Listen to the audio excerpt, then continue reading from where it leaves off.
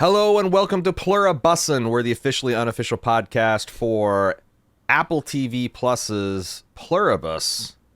I'm your host, Aaron, and Jim, your regularly scheduled co-host, has been irregularly vacation scheduled. So our old buddy Pete Peppers from YouTube is here to talk Pluribus Season 1, Episode 3, Grenade with us. Say hi, Pete.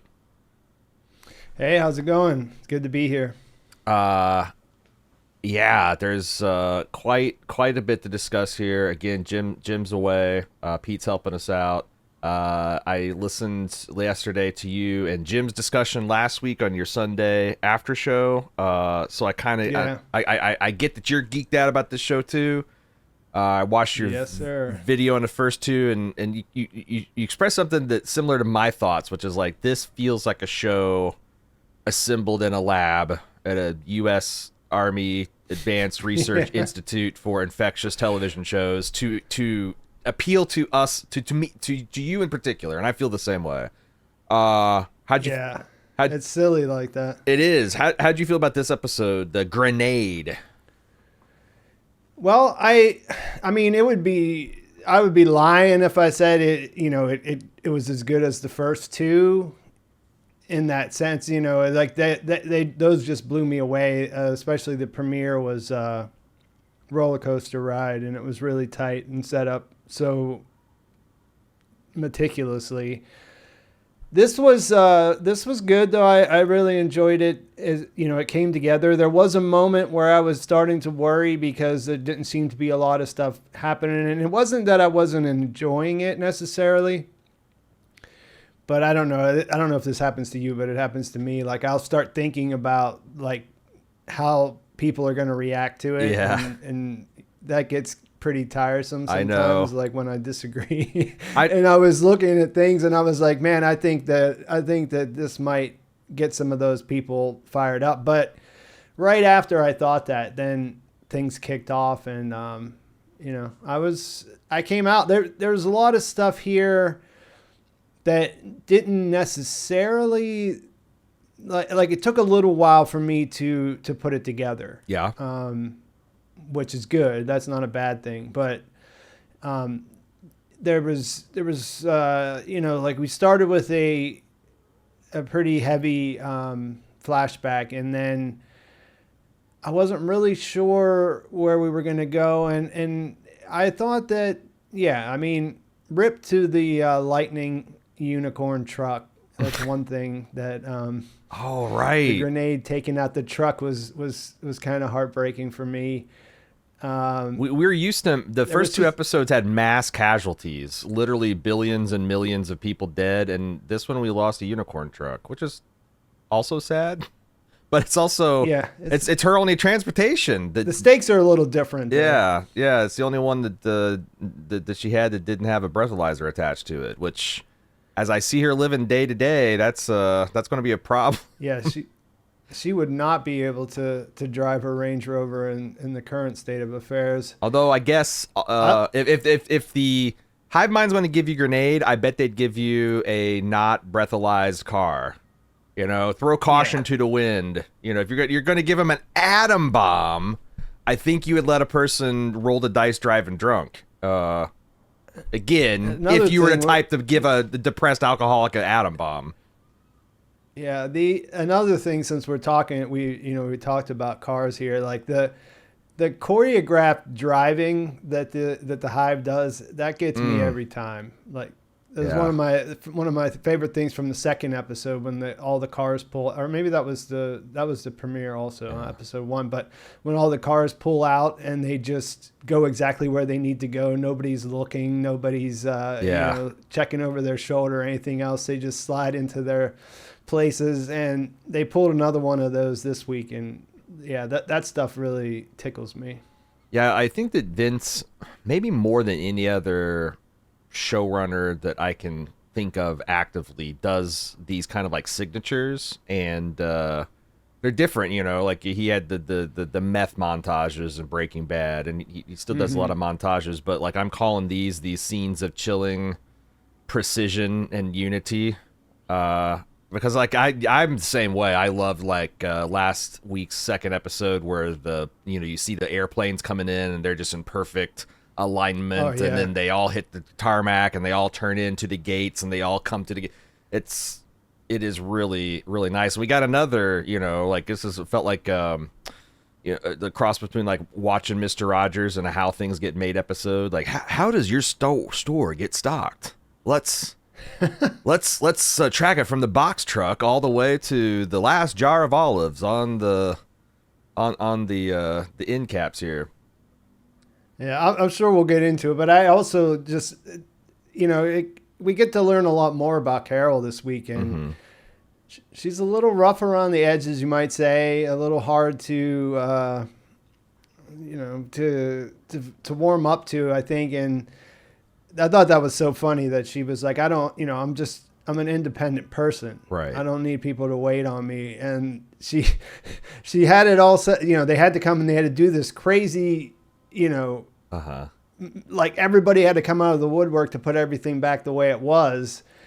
And, there's just that justification involved where she's like, yeah, it's just, I'm sorry, but I'm just an independent person. I don't need people to wait on me. Yeah. And it was all in the end. You see her later when she's watching her Golden Girls binge. Like she's eating one of those microwave meals. Like I don't know what the current I don't know what the current flavors are in the U.S. nowadays, but like like a lean cuisine or something like Michelina. that. Yeah, no, it was that she has an entire grocery store of fresh food and all kinds of things. Which I was really really curious to see if they'd show us the meat department, but they got all this stuff, and then what she just zap fries a TV dinner for her Golden Girls marathon. I mean, it's great. It's relatable, but no, I felt seen because like right now my wife and I. And just because we're like, we want something non-controversial that's fun and relaxing and nostalgic and comforting. We have been watching. We're like towards the end of the third season of the Golden Girls right now. Oh wow! So it's like I'm sitting there eating my lean cuisine, watching it go, and then Vince does this to me.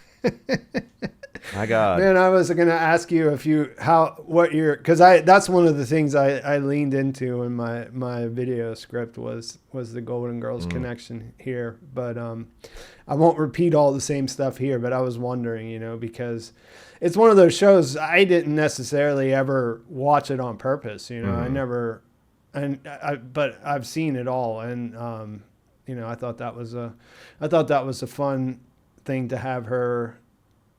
I mean, it's supposed to be comfort TV, but she still looks completely miserable while watching. And, she did there's reasons. It's not like she's just only miserable. There's, there's some stuff going on. Well, that's the other thing is, like, I guess I didn't suspect how long-term her misery has been.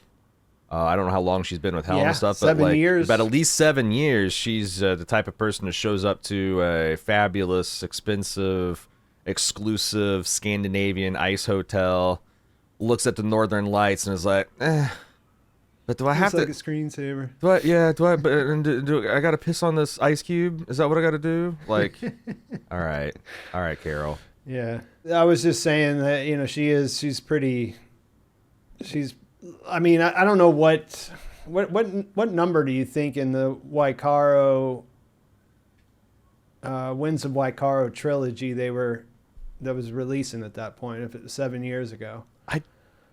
I was wondering if this is like maybe her first or maybe her follow-up, Yeah, I was thinking probably the follow-up because it seemed like she kind of took for granted the list before, but I couldn't really tell. Yeah. It's one of those things where it's like it's probably Rorschach, like you show 17 different people that scene, and depending on how they feel, pessimistic versus. Because I could almost see her if she thinks that she's a great a writer and she's putting her first thing out there, that she's like taken for granted that it's gonna be. But like, what new author ever is that arrogant? I don't know. Yeah. I love that it's a trilogy and she just released book 4 also. Right.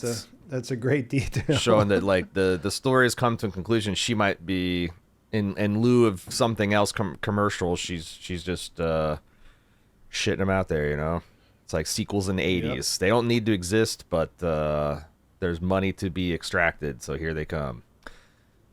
Whereas now everything is intended to be a sequel. It's like there's not. I can't remember the last time I went to the theater and saw a movie and I'm like, oh yeah, it's done. It's done.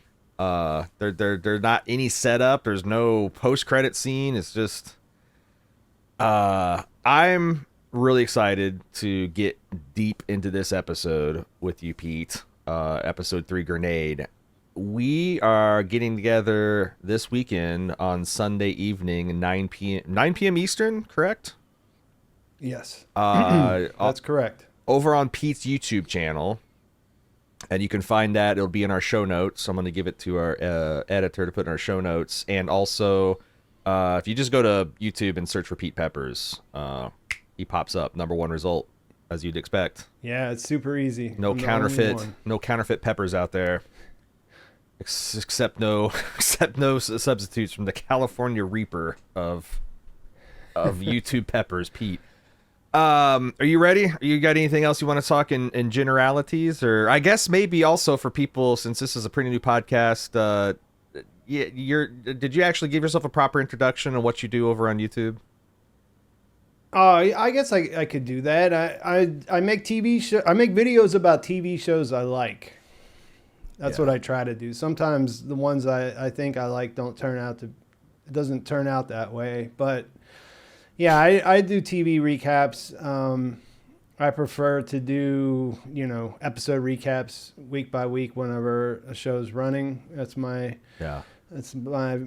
basic MO. I do, a lot of bonus stuff and whatever, and trying to do more live streams to have people on to add to the scripted stuff, have conversations, change it with up, my friends, and get to discuss a little bit more because, the process, you sit there and you work on something by yourself for a couple of days and then launch it out there, and then that's it, like you get a little bit of feedback here and there, but it's like, there's so much other stuff that comes up whenever I'm making one of those that it's fun to be able to talk to people live and, have the viewers join us and chat and everything else. Yeah, if you like what we do here at Bald Move, Pete's a great companion because he's got very similar taste to us in terms of the shows he's covering. So it's like, I know you're big into Severance and you do Silo too, and Foundation. Fallout is coming Fallout, up soon. Yep. All kinds. Are you gonna be taking a stab at Stranger Things because it's got that weird U.S. holiday? Just blanket every major U.S. holiday in the next 2 months kind of release schedule, or?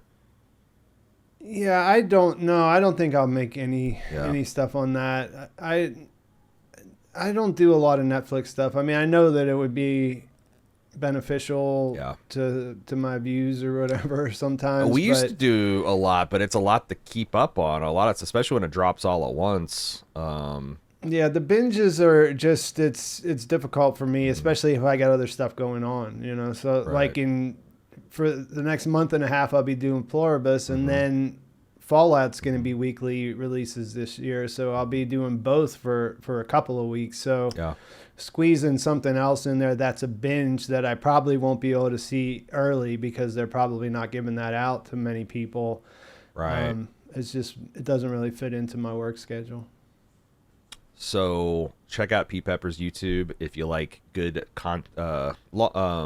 great concise videos, really insightful. I like the way you edit everything together. You got a really nice presentation, kind of a sly sense of humor that I enjoy. Check out his page. It's a really great companion to Bald Move.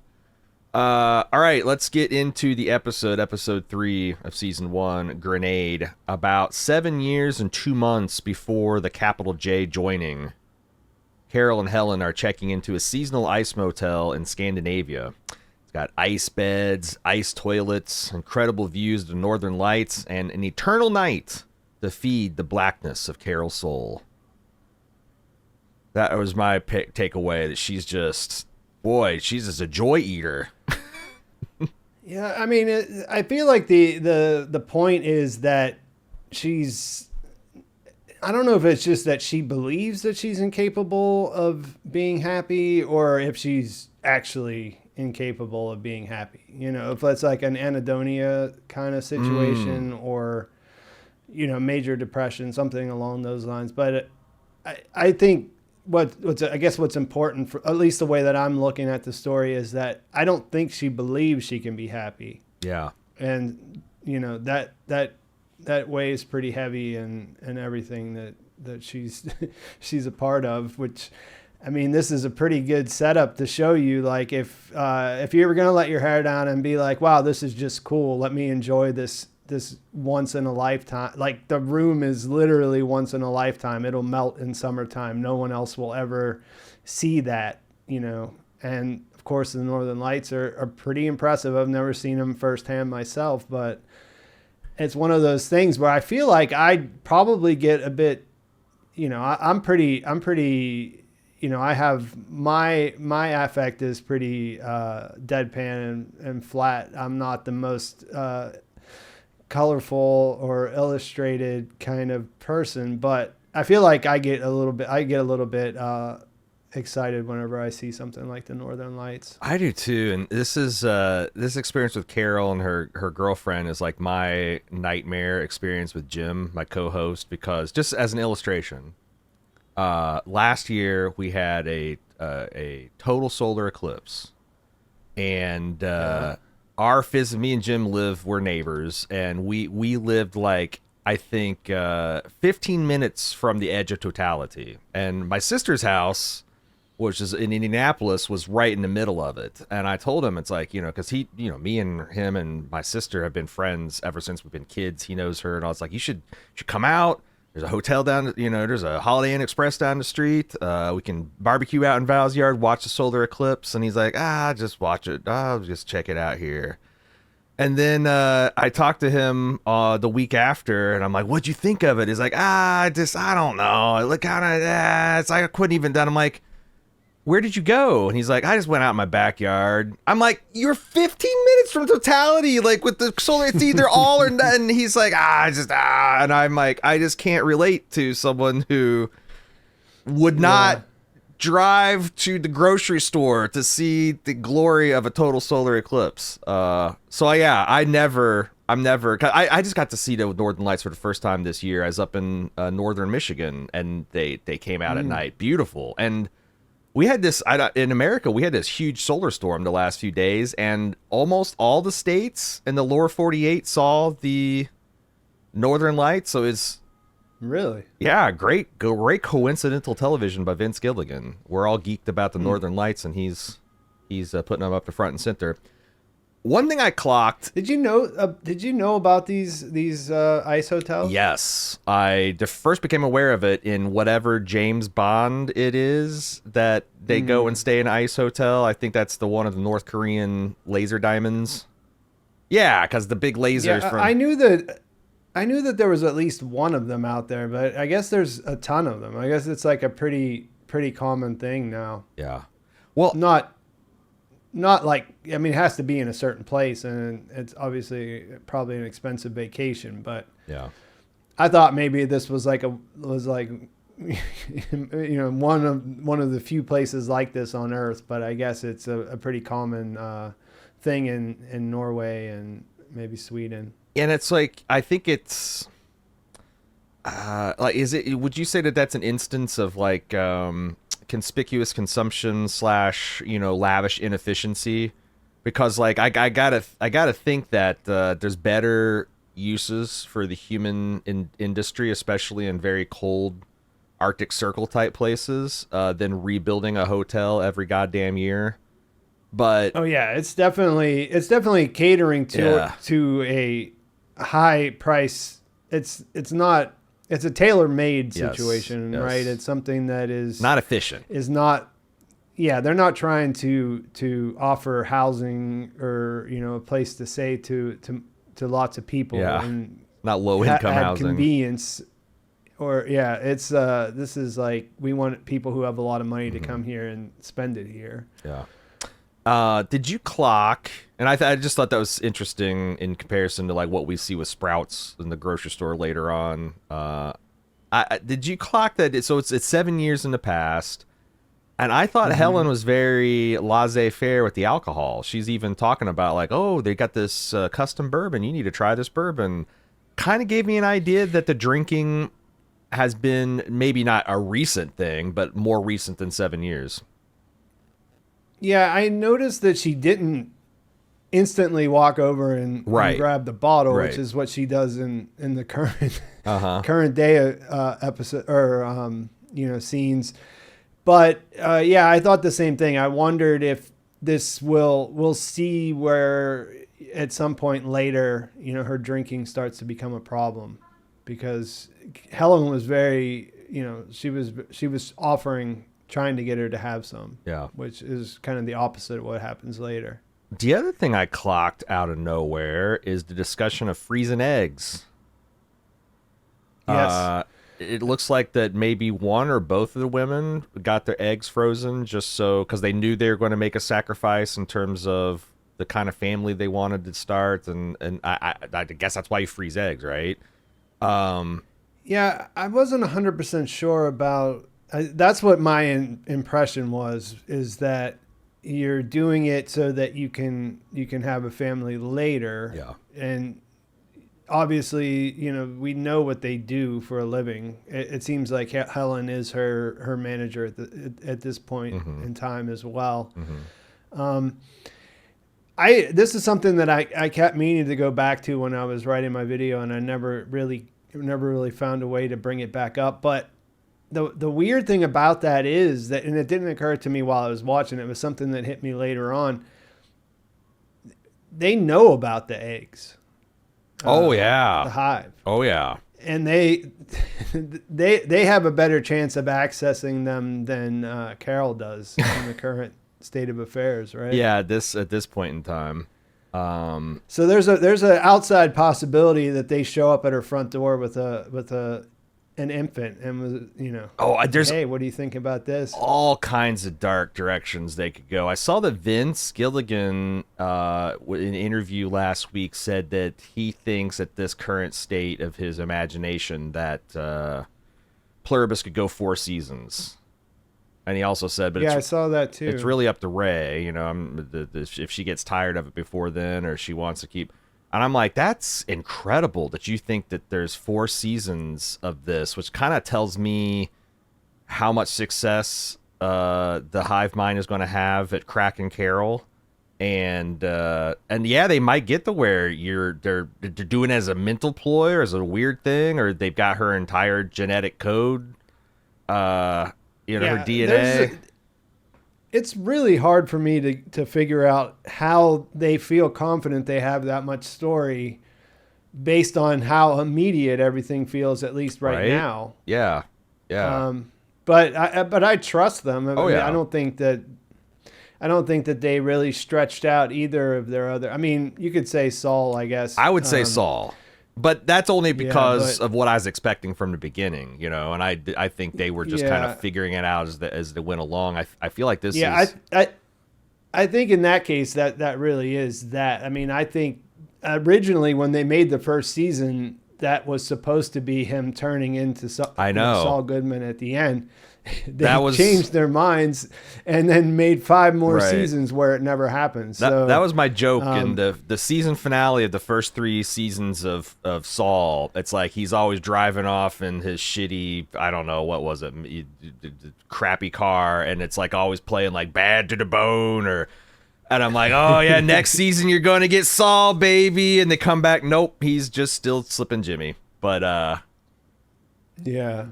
It's very stop and smell the roses storytelling sometimes with Vince. Yeah, I mean, I think that I think that he's earned his. Oh, for sure. There's like the creator, as a person who used to make stuff, different stuff than what I make now, like purely like creatively, I guess. The idea that you get successful and then you can do this kind of stuff is fun for me, to entertain like this. I was actually thinking about this a little while ago with this. I thought that they actually went to Norway to film this Isotel scene. So I thought he's kind of doing like a world tour. Mm-hmm. Whenever he got this big. Obviously, there was a bit of a bidding war and these episodes for cost the show, Apple won. These episodes supposedly cost $15 million an episode, and I'm like, I don't know if I'm seeing it all on the screen. So yeah, he's just doing a touring. Yeah, so junket. I thought like maybe he's doing that. He's like, well, we're going to be shooting we got 9 episodes. We're going to be shooting in 9 countries. We're going to see the world. You know what I mean? Yeah.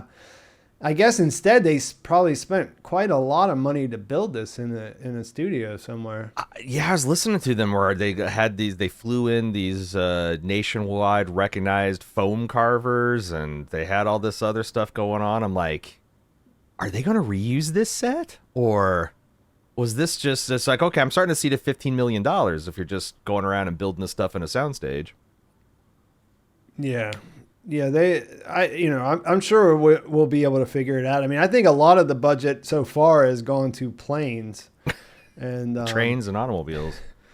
Yeah, like I think it feels like Vince has definitely got some kind of thing going on with airplanes. Their transpo budget must be crazy. They name check Rick Steves, which I'd never heard of before. I guess he's like me neither. I was just about to ask you if you were familiar with this guy. No, I looked into him.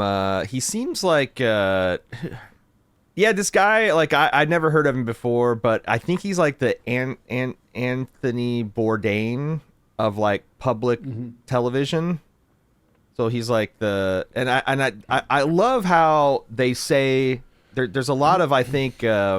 Kind of like jokes poking at stereotypical lesbian relationships throughout this episode, and I think this is the first. That's another thing I never got back to in my video. Either, was the Indigo Girls comment. Sure, in Providence, Rhode Island, and I think that like if 2 lesbians were to follow a straight white guy around the world, it wouldn't be Bourdain, right? They would have like the PBS NPR version, and they've got their little tote bags from supporting it, and I just thought that was pretty funny. That might be true.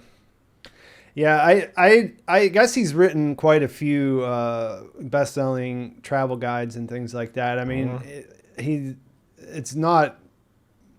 don't think he's an obscure character. I just never came across his stuff before. I really like the way that they set this up so that they can pull on the thread again later. My first thought when I saw the beginning of this episode, and they're panning over this what we later assumed to be ice, but almost looks cellular. Like you're looking at like some kind of stained glass slide, and you're looking at all these canals and vascular systems, and they're just all these things in ice. But I thought when they hit me with the 2,617 days, 10 hours, 30 minutes, I'm like, how many years did? Yeah, my brain doesn't work. I'm not a math brain, so like I was like, how many years is that? Like a lot, a lot of years. Yeah, more than a couple, and like the hive mind still hasn't or it's like, well, maybe, or because I heard this Icelandic guy talking, I'm like, well, or maybe are they still catering to? The thing is, you got to really pay attention because there's no negative, there's no like T- or T+. It's just, are the seconds counting up or down? And do you think that will be something that Vince plays with over the next few seasons? He's ever going to hit us something that maybe will something far future? Because I'm at this mode, I'm like, if it's over 3 digits, it's got to be a pass scene, right? I could believe them flashing forward 3 months maybe at some point in the season, but they could fuck with us on that on some crazy season finale. I don't know. Yeah, I think, as far as cold opens go, I mean, this is a Gordon Smith episode. He writes and directs, and I like the way that since Vince did the first 2 episodes, I like the way that he kind of made it as visually you could tell it was a different director, and I like the way that they got to ease into this particular cold open for that reason, because it feels like, and I think this is something we'll probably touch on as we go, but like I think that there might be an effort to make the episodes individual, like different, Yeah. sort of like a Twilight Zone-y kind of situation where each one has its own feeling, it's obviously going to be a mostly linear story, but the idea that they're not really concerned with having like a rigid, like you think about a show like Severance, Yes. something we've talked about together before. It's got a very rigid, very thing. singular. When different people, when people come in and different directors come in to do an episode, they stick to that visual language really, really closely. Where here, I feel like they're going to be a little bit looser with that. Well, I was listening to the official podcast, and we both did this week, and Vince is clearly nostalgic sometimes for the old days of television. He's expressing bewilderment. That's like, can you believe we used to put like 24, 25 episodes out, and we'd bang it out in like 3? Yeah. But like one of the things about that era was that you had, I've been watching a lot of Star Trek recently, and it's like, oh, this director turned the lights off on the bridge, and he's got some. He's doing some interesting with the lighting, or I've never seen that bridge angle before. You do back in that syndicated era, you did get like a lot. It wasn't visually. It could look like a totally different Yes. show for a week, and then it didn't matter because the next week it would be different again. Right, and I wonder if Vince is like, hey, whoever gets to write it, because is this going to be? I haven't looked ahead. I don't know if this stuff has even been released, but are they going to do that? Is it going to be like one writer and one director? It's like you get to finish the script and shoot it, kid. Well, I mean, he usually does that with specific people, but Yeah, his I feel writer like in the producers. last season, is like even Gordon Smith, he did the third episode of the final season of Better Call Saul, which was Nacho's last stand. Yes, He wrote right. and directed that one. Mm-hmm. But then he wrote episode 8, which is Gus's, final chapter kind of situation. I guess I shouldn't be too specific about any of that. But I think we can talk about Gus's. Well, you no, I should be guess able to, yeah, but because like people get very, very That's salty true. if that's true. they feel like they might ever watch something they didn't watch. And The show came out 17 years ago, people. All right, Pete, we're about ready to go back to the future. Roll forward 7 years and 2 months. Now we're looking at 3 days and 3 hours after the joining. Carol is flying with now extremely experienced pilots as the Pluribi tried to appease her and make her comfortable. She asks Zoza, the pirate lady, to break down the other non-joined individuals that do not speak English. There are 7 of them, none with any apparent world-saving experience. So Carol decides to roll the dice with her. Took a few classes in high school Spanish speaking ability with the man in Paraguay. She might be intrigued that he managed to evade detection by the Pluribi for over 33 hours, but he's also very, very not interested in talking with her. Nope. Although And I just want to say, I wonder if he just is wanna say that now, because like I think the thing that she convinced him of by the time they hang up for the last time is this is not a Pluribi. yeah, I ended up with the same thought. Everyone else in the world is trying to shower these two Yes. people, smother them with kindness. Love bomb. So I feel like that this cursing match that their telephone calls devolved into will lead Yeah. to a mutual respect, if not something deeper. Yeah, I loved it because like my wife is doing Spanish. She's been doing it for a couple of years now, and she's my handy dandy translator. She says that he says, "Stop messing with me, leave me alone, you bitches." And then Carol's response at the end is essentially, "Fuck your mom, dude." Yeah. Yeah, those are the literal translations. I think, and I'm not an expert because I studied Spanish when I was much younger, and I haven't really had When I was saying a little bit of high school Spanish, that's my level too. I took, I think, 2 years in high school 30 years ago. But I think a lot of those curses are pretty general use. Yeah. So I think basically they all boil down to F you and So many I shades really of like meaning. that she. Yeah, I really like that she insisted on making the final call. Like you think she's gonna say something important, and she just Right. basically tells him to fuck off. Yeah, it's so good. It's so petty. Yeah.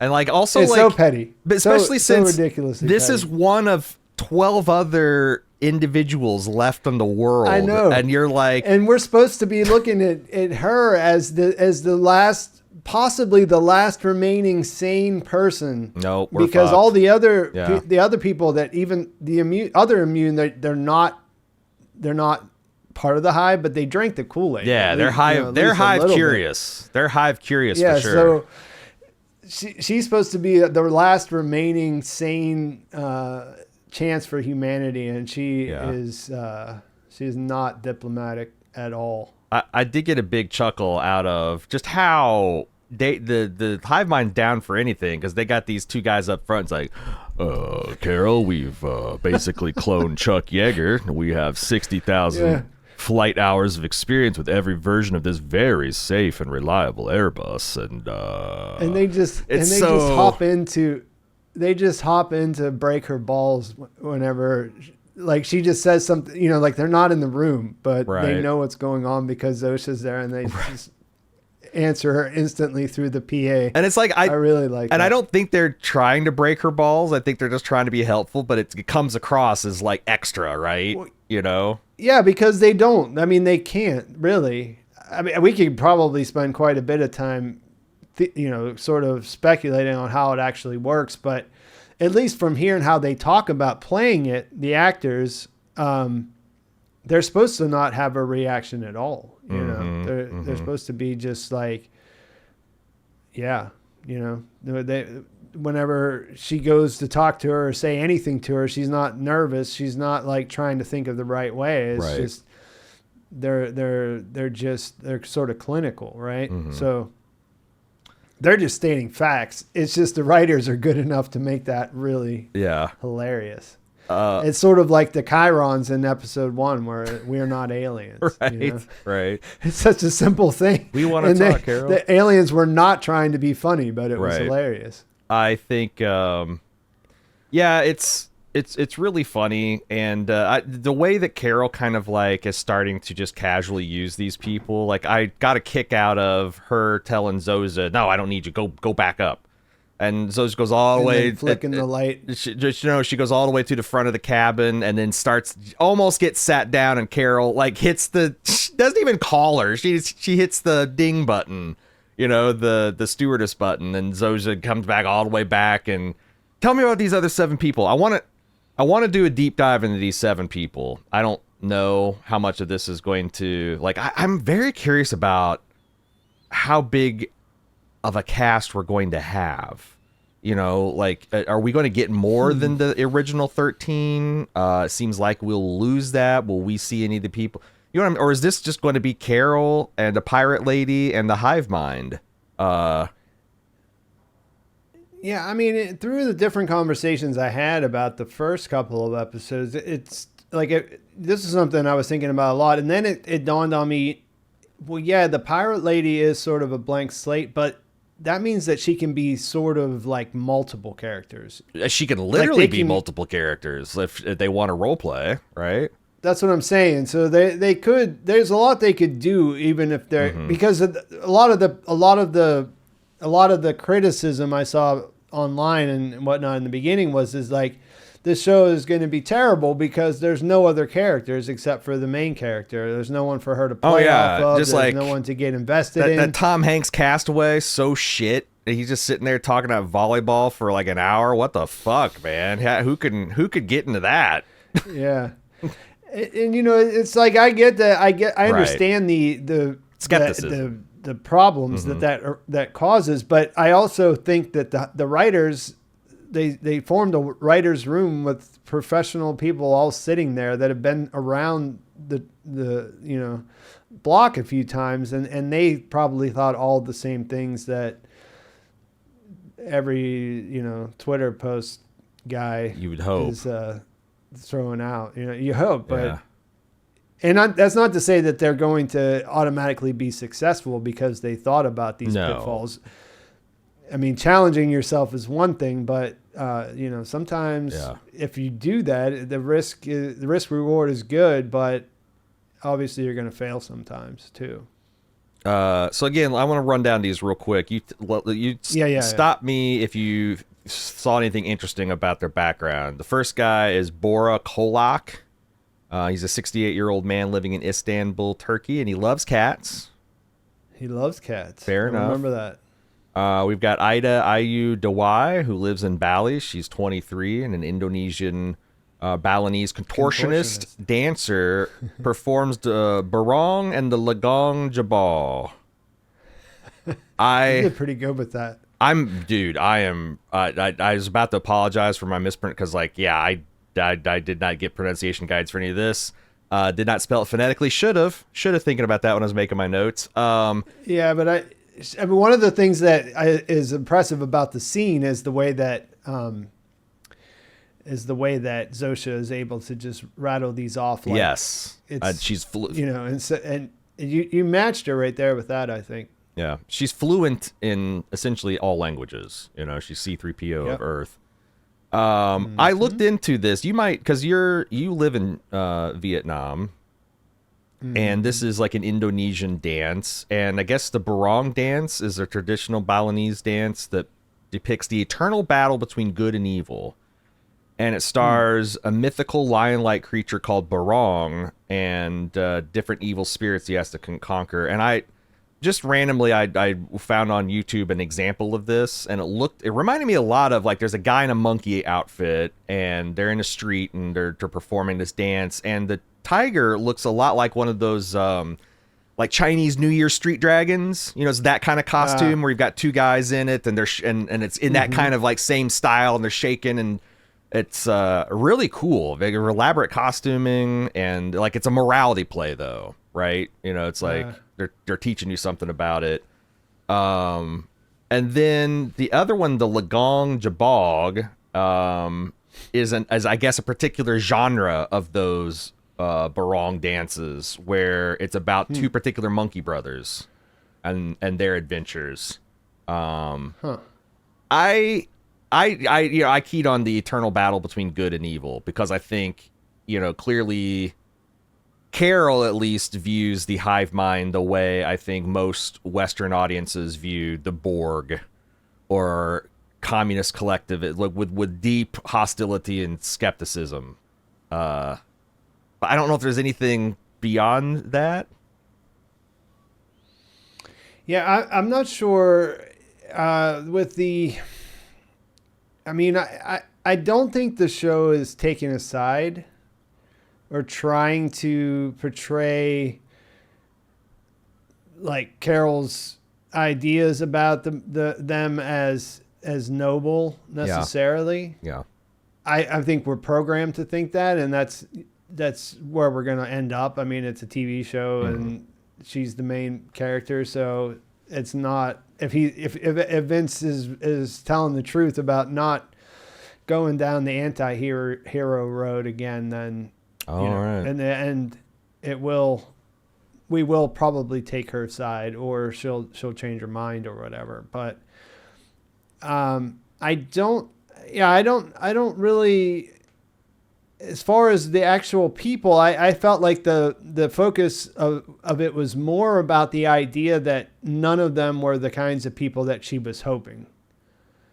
They were all just normal people that some were old, some were young, some were, had professional, a contortionist and dancer, that's a pretty specific, and that's what I got, the specificity. And some of these locations, when I was looking into them, because I was wondering, because you're right, they are just this is throw a dartboard on a map, these are where all these countries are, very spread across the world, or not, or no one country seems to be overrepresented over the other. But I was are they trying to tell me something with this too? Because for example, you got Sidor. I didn't find a connection.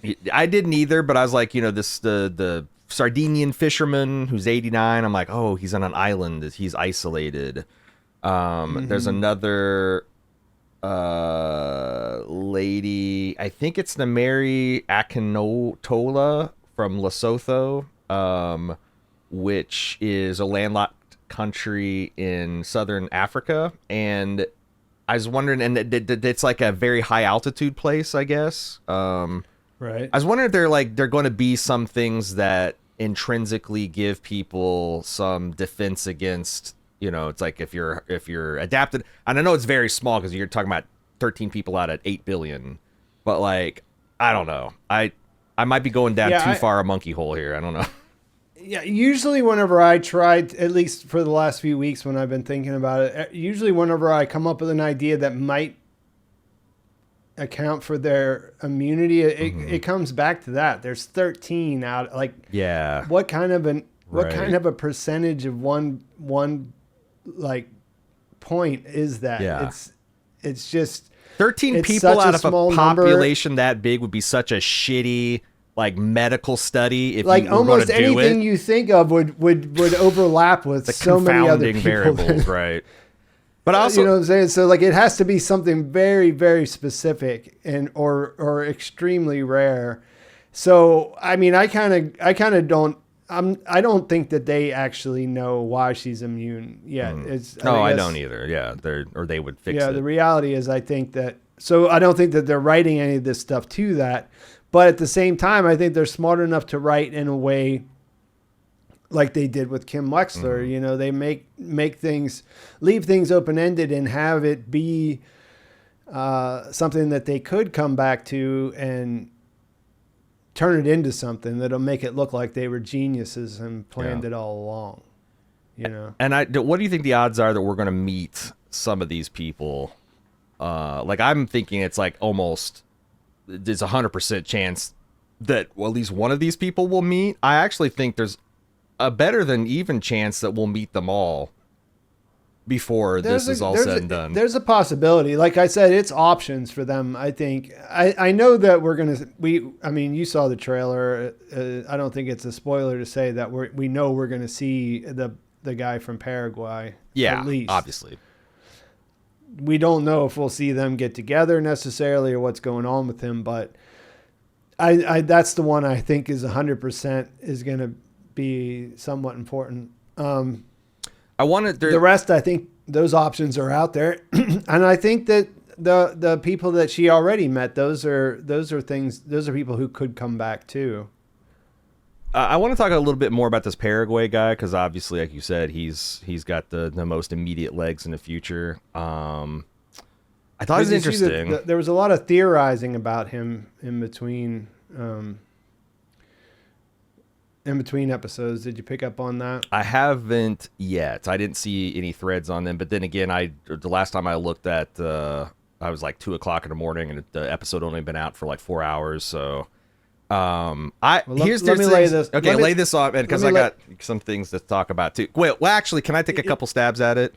Because this is my favorite. Okay. I love religious influences, and when the Bible and I don't know if this is coming up, but like I noticed this guy, he's a manager at a self-storage facility in Asuncion, and that's a city that's named after essentially, the Assumption of Mary. It's commemorating that. It's a religious act. He evaded detection from the pluribi for 33 hours. If you know a little bit about the Bible, you know that's the age Jesus was when he died. Also, 3 days is the amount of time he spent in the grave / hell.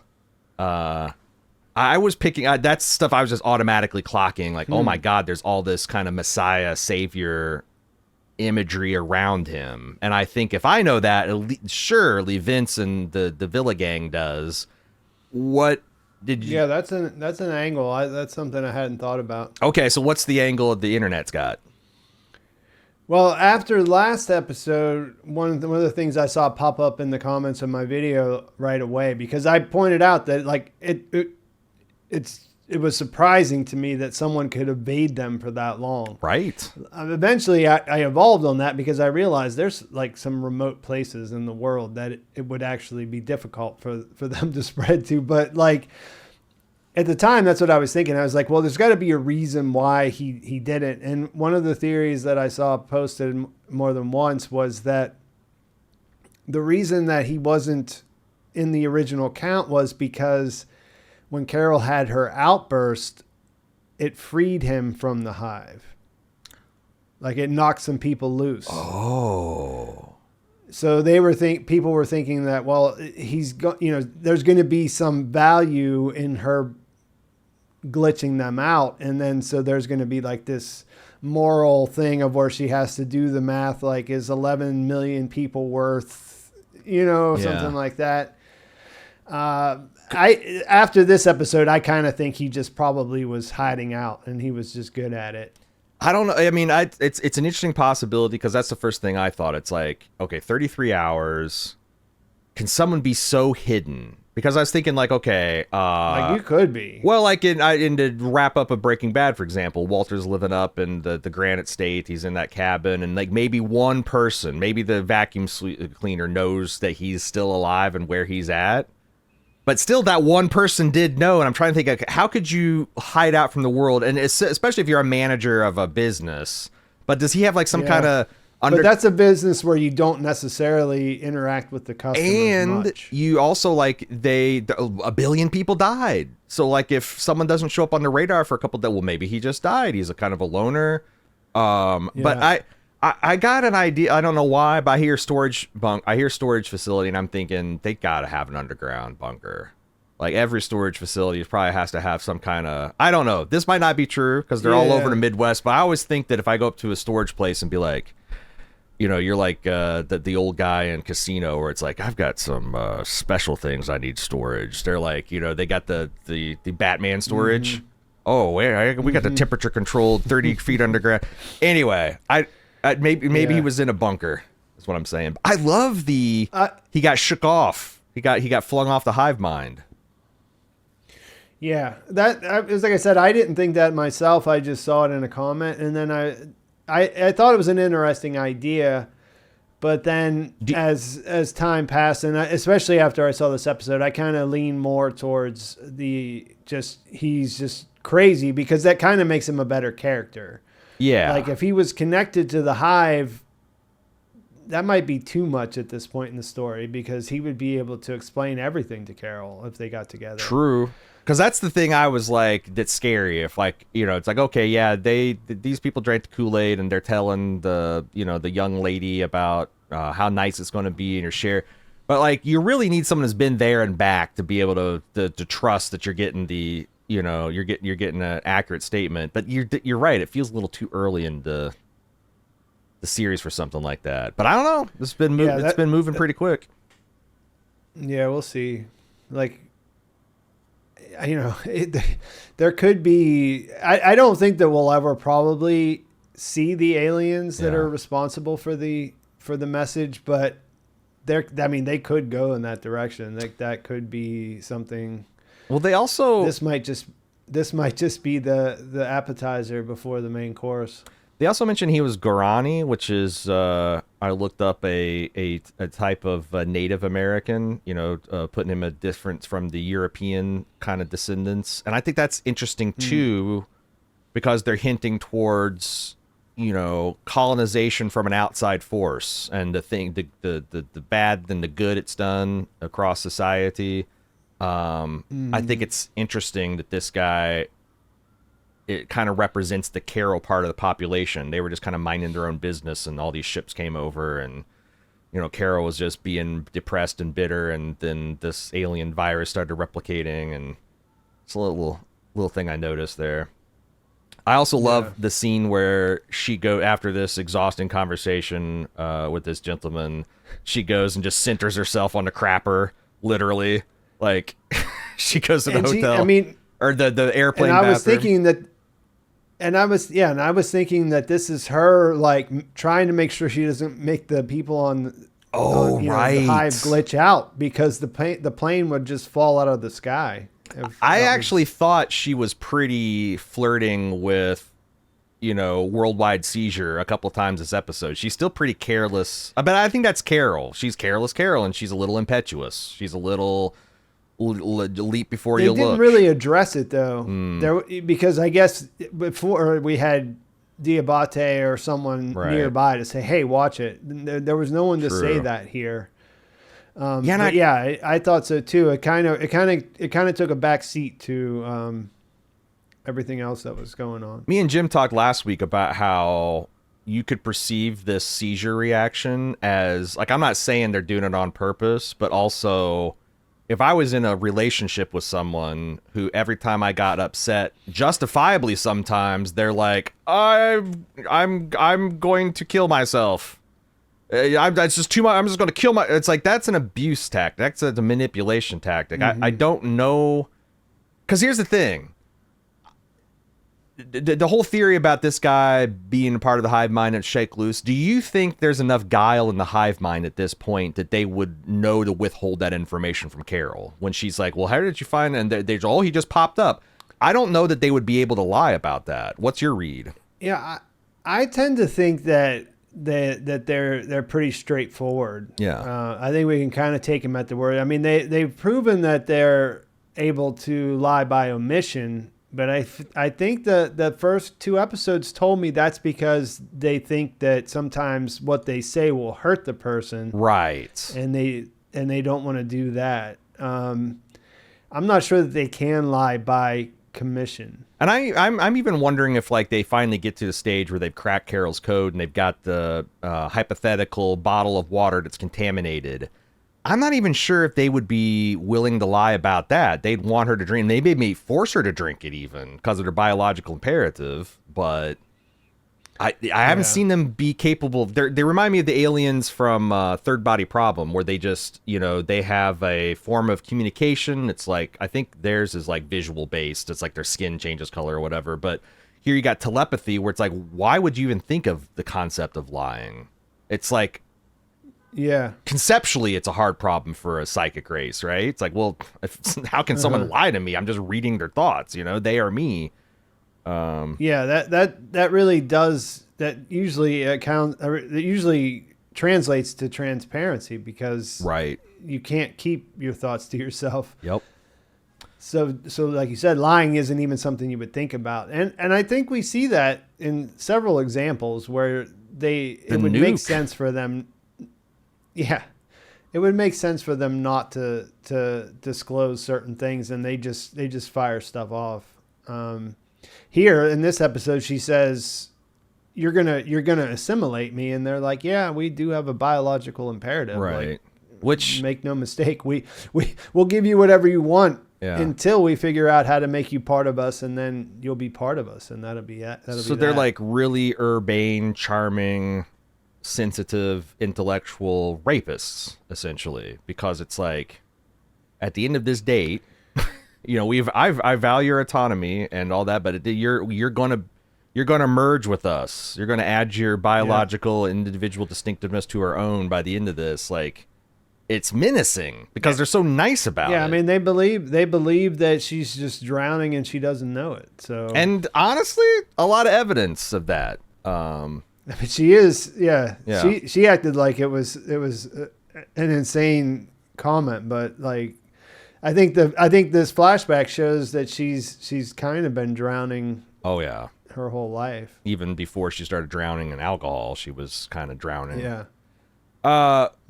Moving on, we're off the airplane. Zojia, the pirate lady, pulls up with Carol in her little econo car. I wonder if that's a subtle nod to efficiency too, that they're just driving around in this little shitty hatchback. But she gives Carol, what is it, a Datsun, or I never actually. It might be a Chevy Citation, or like it. Yeah, it's just some kind of like late 80s, mid 90s hatchback. If you look it up, it's probably really cool or rare or something, but it doesn't look very cool.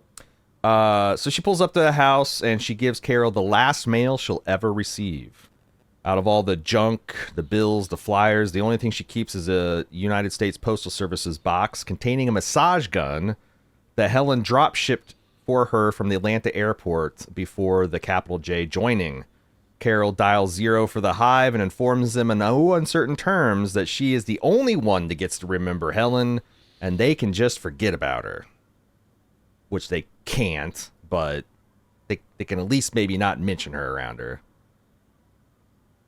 Yeah, I mean, I think a lot of this episode comes down to it starts with a memory. The memory is what comes up later. I think that there's a lot going on here, and that is it's so dirty to be able to know, this intimate secret that like these things that just no one else should know about. It's dirty to us because we're not collective. Like it's they probably don't know, or it doesn't probably seem like anything to them. But yeah, this is I'm told, like, as far as Carol's a little bit difficult, but this is in this instance, like this is one where I'm 100% on her side.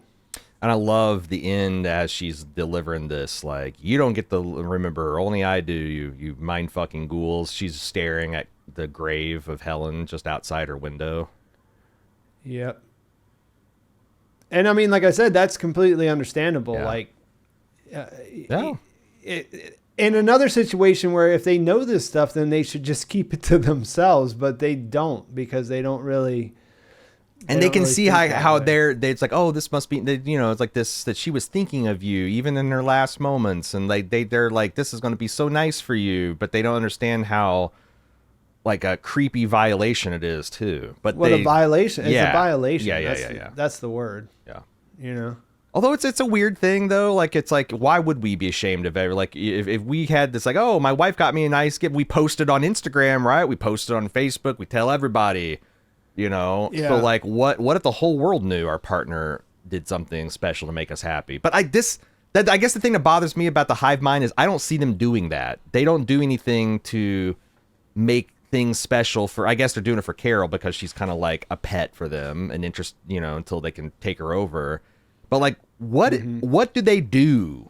What is the hive mind literally just take over a planet, direct its resources towards building a giant high gain antenna and broadcasting that DNA out into this? Like, what do they do for fun? What do they do for life? What's the point of life for them?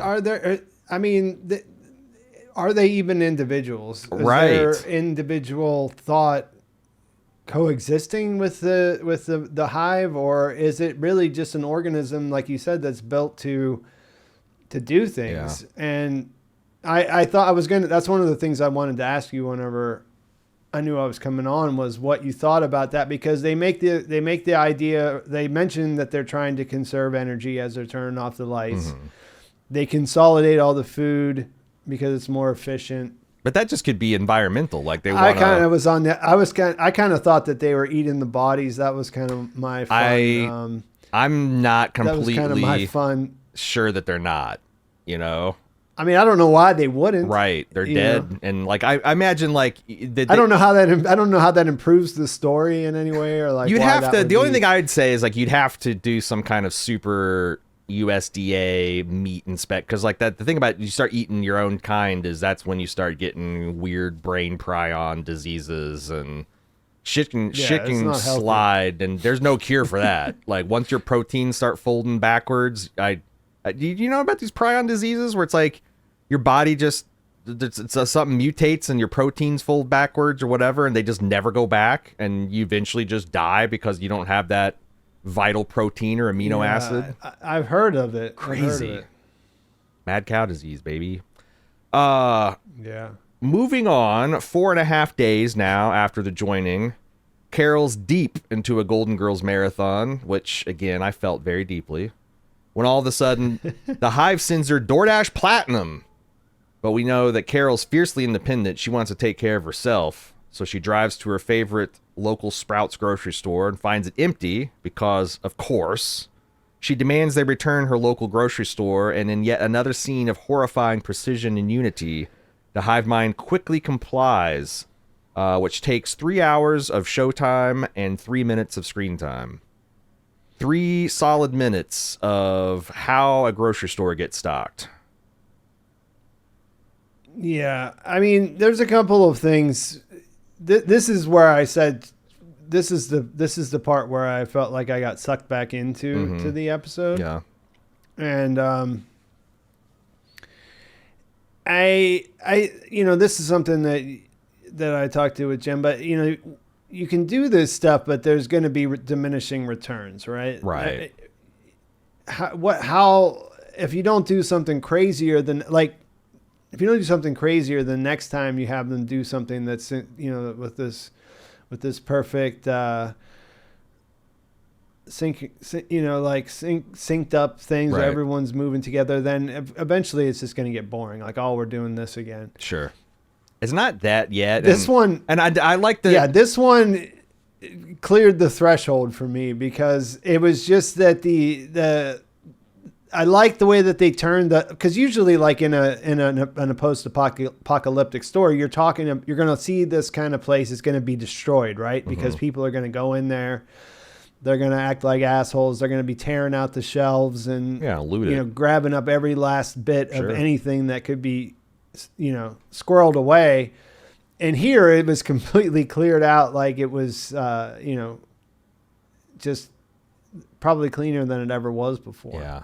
And this is, I think the reason I kind of gave it a pass, and again, I haven't gotten quite tired of these synchronized ballet. They mentioned that they hired movement coordinators to because this is not something that we as humans do. Too. These aren't yeah. It's like the same way that if I always heard that if you were brought in to be a zombie extra, which they use hundreds and thousands of in The Walking Dead, that they had like a zombie school that you went through a 2-hour boot camp with a stuntman. It's like, this is how zombies on the show act.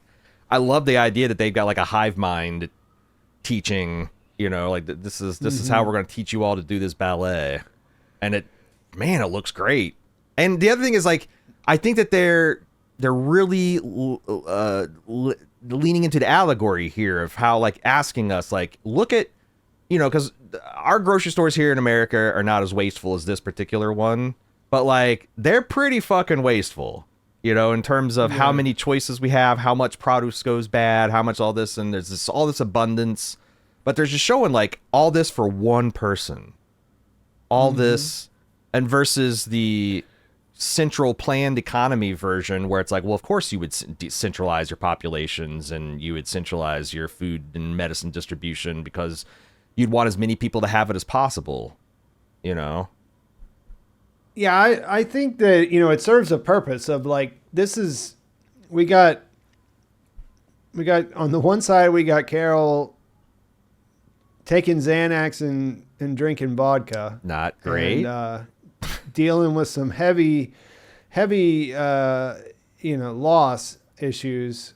Yeah. And on the other side, we have the most perfectly coordinated 7 billion people that you can imagine,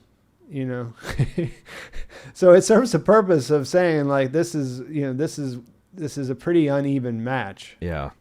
There's a couple other things. I got a couple of odd wonderings here. I noticed that everyone's wearing different clothes. Sometimes people are wearing business clothes. Some people are wearing their work uniforms. I wonder, but no one looks thrown together. I was looking at everyone looks put together. No one's showing up there in plaid and polka dots or whatever mismatched crap. Do you think that's just for our, is that just the show doing it because it's more pleasant, or are we supposed to understand that the hive mind has this gestalt sense of fashion? Because I'll also say no one looked like haute couture, but there's this just generic sense of fashion and what looks good together. Well, Zosha looks pretty well dressed, but she's the pirate lady. That's to serve a specific purpose of being something that's she was filthy before. Not even wearing. Was she wearing? That's true. She was. Yeah. She was wearing a robe. But that was during the cleanup phase. I wonder if they're going to if they'll still recognize regional differences. And I mean, obviously you got climate differences and whatnot. But I wonder if they are just going to. Everyone's going to start looking like middle class Americans. What I was wondering whenever I was making the thumbnails, because I was using Robert Bailey Jr. and his DHL uniform, and I was thinking about that why would he still be wearing that? And then I thought, why wouldn't he? If that's what he was wearing when this thing happened, maybe they just stick with it.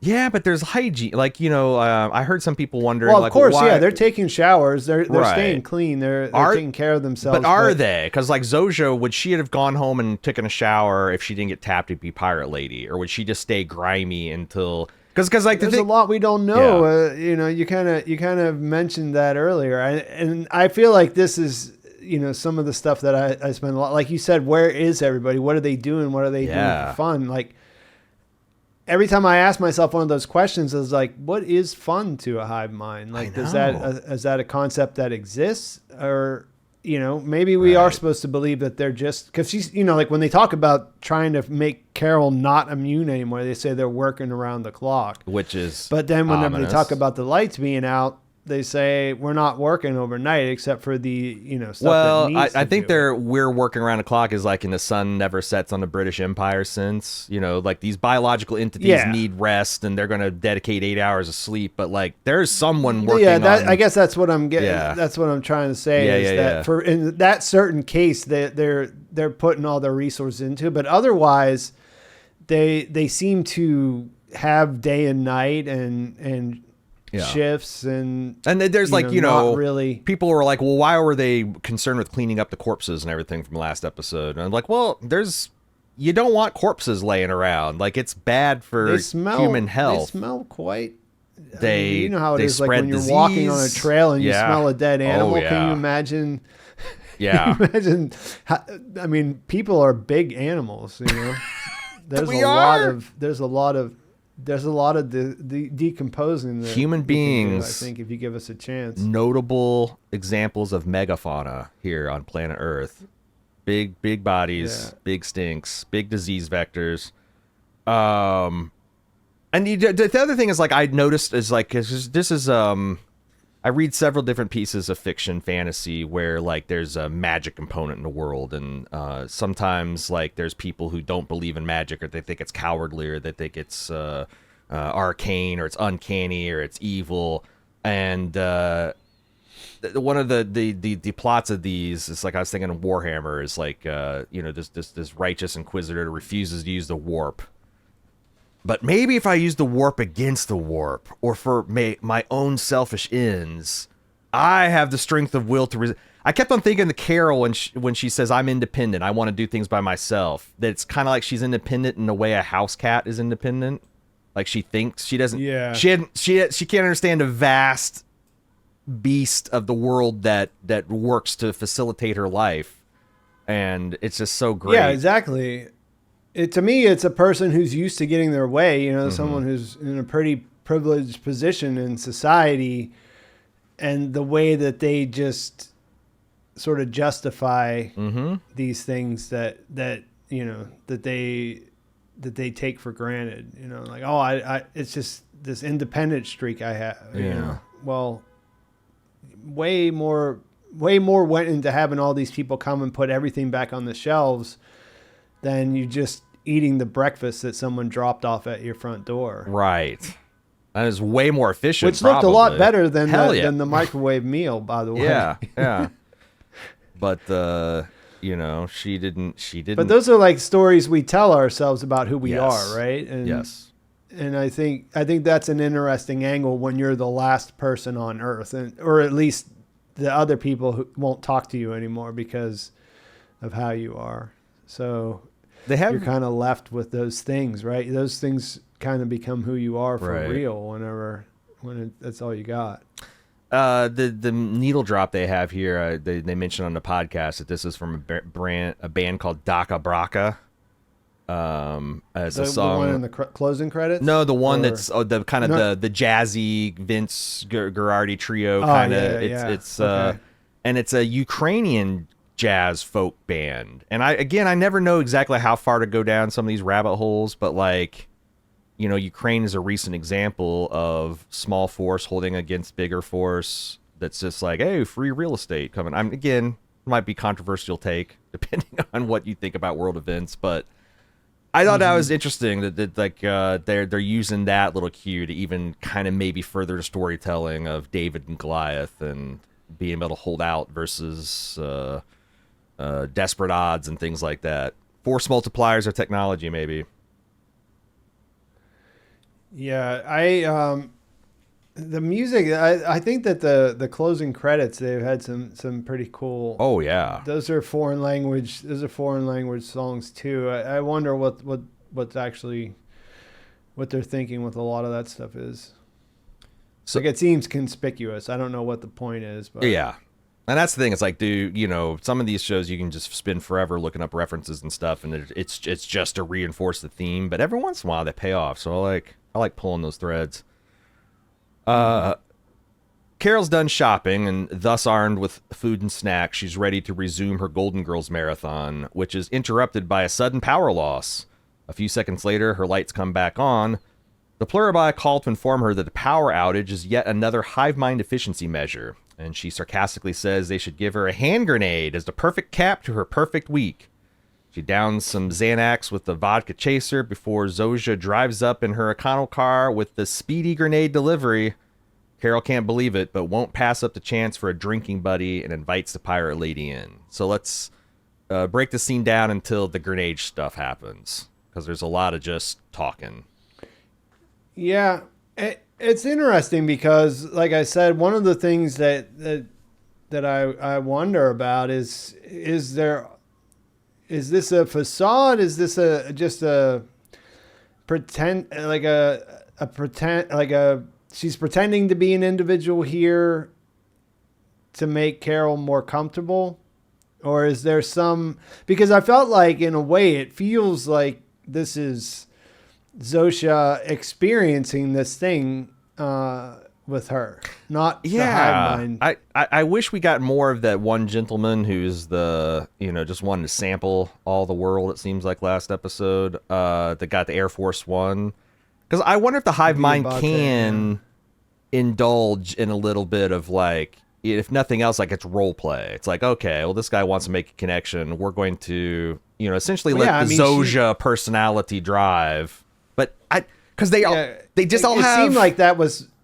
I was going to say they just all have this, like, seemingly unity in how they express themselves, except for the pilots, who are very stereotypically pilot, and you think they're doing that for Carol's benefit. Like, does Zosha, like, is. Because I like the way the one lady last week said, it's like, I'm not losing my individuality. I want to share it with others. Yes. But, like, what is the actual truth of being in the hive mind? Are you there? And I don't think we're supposed to know yet. And I don't know if we'll ever fully grasp it. But I think, at least at this point, they haven't given me enough information to figure it out. There's some stuff that I look at it and I say, I don't really know what's happening there. Like, of course there's, because you think like a hive mind would be a unified mind, right?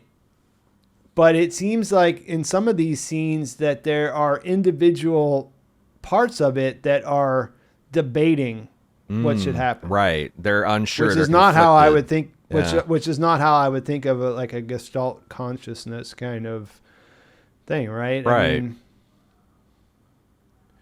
so, yeah, we don't know. I don't know. If anybody knows, they should let us. They should let us know. Pluribus at baldmove.com, or stop by on Pete's channel Sunday at 9 p.m. and say something in chat. I will say that as your non-medical professional, chasing Xanax with vodka, very bad idea. Many famous people have died as a result of that concoction. It's not good. I guess maybe benzodiazepines are slightly less dangerous than barbiturates, I think. Still. A lot of Xanax and booze, man. Oof. Those two things seem to accelerate each other when you mix them together in ways that are not good. I sort of boiled it down to, like, she's probably not going to have to operate any heavy machinery, but, like, this is still not a great recipe for success. And in her current, I mean, but at the same time, it's understandable that she would want to not feel what she's feeling. That's the thing. It's like, I'm constantly like, I don't think I would act like Carol in this situation, but, like, I definitely understand where it's coming from, especially if you're already in kind of a black depressive place and then this happens to you. Oh my God. I want to talk about. So again, I did. If I never know if I'm going in too far of a rabbit hole, but I couldn't help but to notice that the Golden Girls episodes that they're talking about. One, they're always focusing on the. You know, if you've never seen Golden Girls, fully 75% of the Golden Girls is the show kicking a monologue to either the old woman Sophia or Betty White as Rose, and you know, Sophia will tell a story about the old days in Sicily, and Rose is going to tell about the old days in St. Olaf, and she's talking about this lady with facial paralysis that can't smile, but she wants to please her so much that she stands upside down so her frown, and then the other thing is Rose doing some kind of virgin sacrifice to appease of all. But I kept on thinking that it's interesting that both these episodes are examples of someone going out of their way to placate someone else, and like probably I think that I don't know how on the nose they were trying to be, but I think that they curated the scenes for things that would at least make sense to fit in there. They said someone made him a big Betty White monologue reel from the Golden Girls, and they just kind of sat down and watched it and picked the ones they wanted. Yeah, I like that choice. I like I said, I was never a huge fan, and you're watching it currently, so it's probably a lot fresher in your mind. But yeah, most of what I remember liking about it was Betty White's dumb stories, because she's a very good actor, has incredible delivery where everything is funny, but she never seems like she's trying to make it. Well, that's funny. The other thing. The other 25% of that show's success is just the other women's reaction game. B. Arthur can hold 20 seconds of audience laughter just with like a deadpan cocked eyebrow at whatever Betty White or Blanche has said. But yeah, I don't know. It's also something about like I got the idea that the volcano thing was the idea that an older, more sophisticated group is taking advantage of a single person's naivete to get them to do a bunch of weird shit for their own amusement. And it's just that's what it was like. She said that they were looking for the dumbest virgin, and I volunteered, and I don't know why, but I raised my hand, right? And then you hear like this, it's sort of, you don't hear the whole thing, but then she says something to the effect that the way that they were going to stop the volcano was having her climb through their legs, crawl through their legs while they gave her birthday spanking. Very, something the dirty old men of St. Olaf would. Yeah, it's not St. Olaf. That's the funny thing is like, cause I remember watching this with my mom and grandma when I was like 6 or 7, and it's funny the things you think of as a kid and you don't realize. Cause I always thought that Betty White's character was from an island, because I didn't know what the fuck Minnesota was and what St. Olaf would be. I just knew that they're always talking about fishing and the water, and it's like, well, that must be some island nation of Minnesota. And then as a 50-year-old watching this, I'm like, oh, Jesus, she's just from the Fargo parts of Minnesota. Yeah.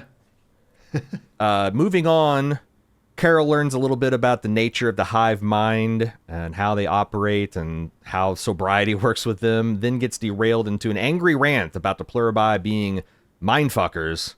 She theatrically pulls the grenade out and pulls its pin, thinking, surely they wouldn't give someone like me a live grenade, but nope, it is a real grenade. Zoja steps in. If we could, Carol, and throws the grenade out of the house and covers Carol with her body. Unfortunately, she's hit by some shrapnel and nearly bleeds out before help arrives. Yeah, I wanted to go back a little bit, if we could. Yep.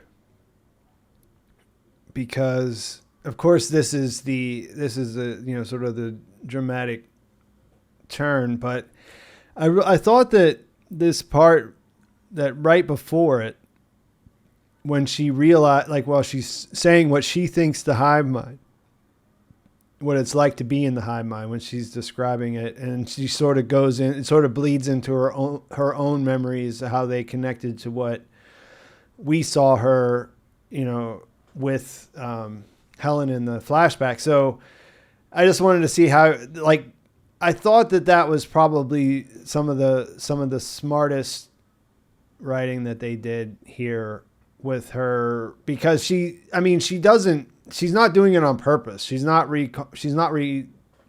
bringing up these memories because she wants to. They just sort of bleed into what she's saying, and she sort of hits the Rick's what's his name, Rick Steves. Yeah.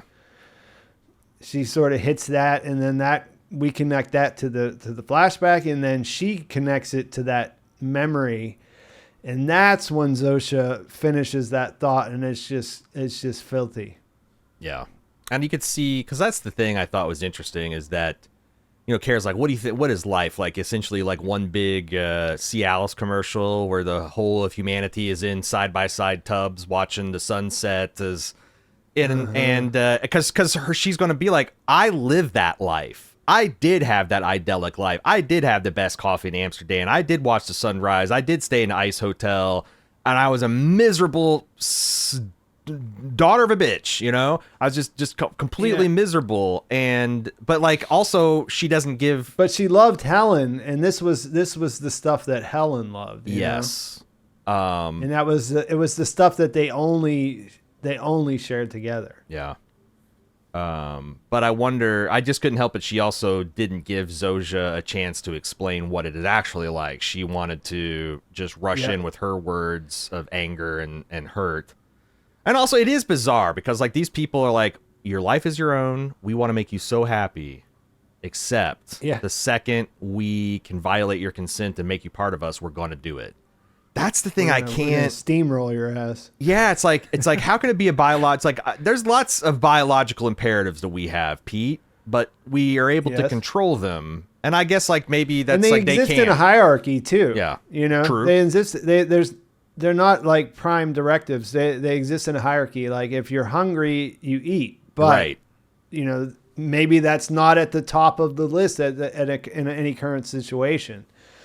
Shelter, it's important, right? Mm-hmm. Shelter from nature and the weather and things like that. But if you don't have food and you haven't had food for a couple of days, then shelter is kind of worthless, right? So how does that work? You know, how is the hierarchy set up? Is it just one simple biological imperative that you need to assimilate everyone? Yeah. Is the reason they're consolidating all this stuff and conserving energy so that they can make another satellite dish and send another message to the I do, because that's planet? Again, because what are they doing? You know, like I like the idea that you've got a perfectly balanced home work life. You know, everyone's going home and they're all sleeping at the right time because they're not there's no crime or violence or anything like that. But like also is the whole world bent getting on up and doing something? Is the whole world bent on Borgifying Carol and the other 12 people? And then after that they're going to erect because I got to remember from the first episode where the science guys are like, this antenna would have to be like X big and it's got to have so much as big as Africa, I think is the way that he described it. Also with the amount of energy, like does that destroy a planet?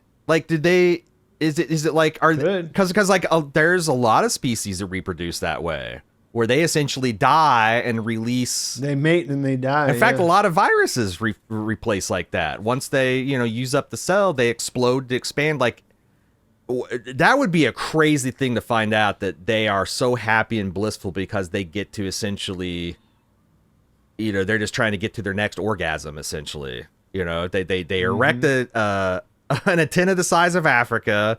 They pump 1.21 gigawatts through it. The planet goes boom, but somewhere it's like the giant space fuck. Crazy.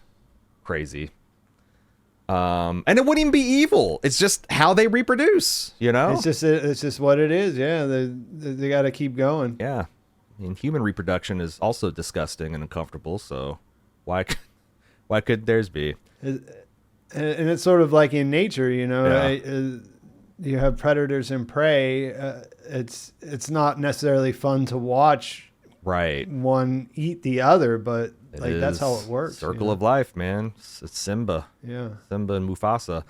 I love Zosia's performance where Carol flips the grenade and the hive mind knows it's real, but Carol doesn't know it's real. And she just like, Carol, if we may.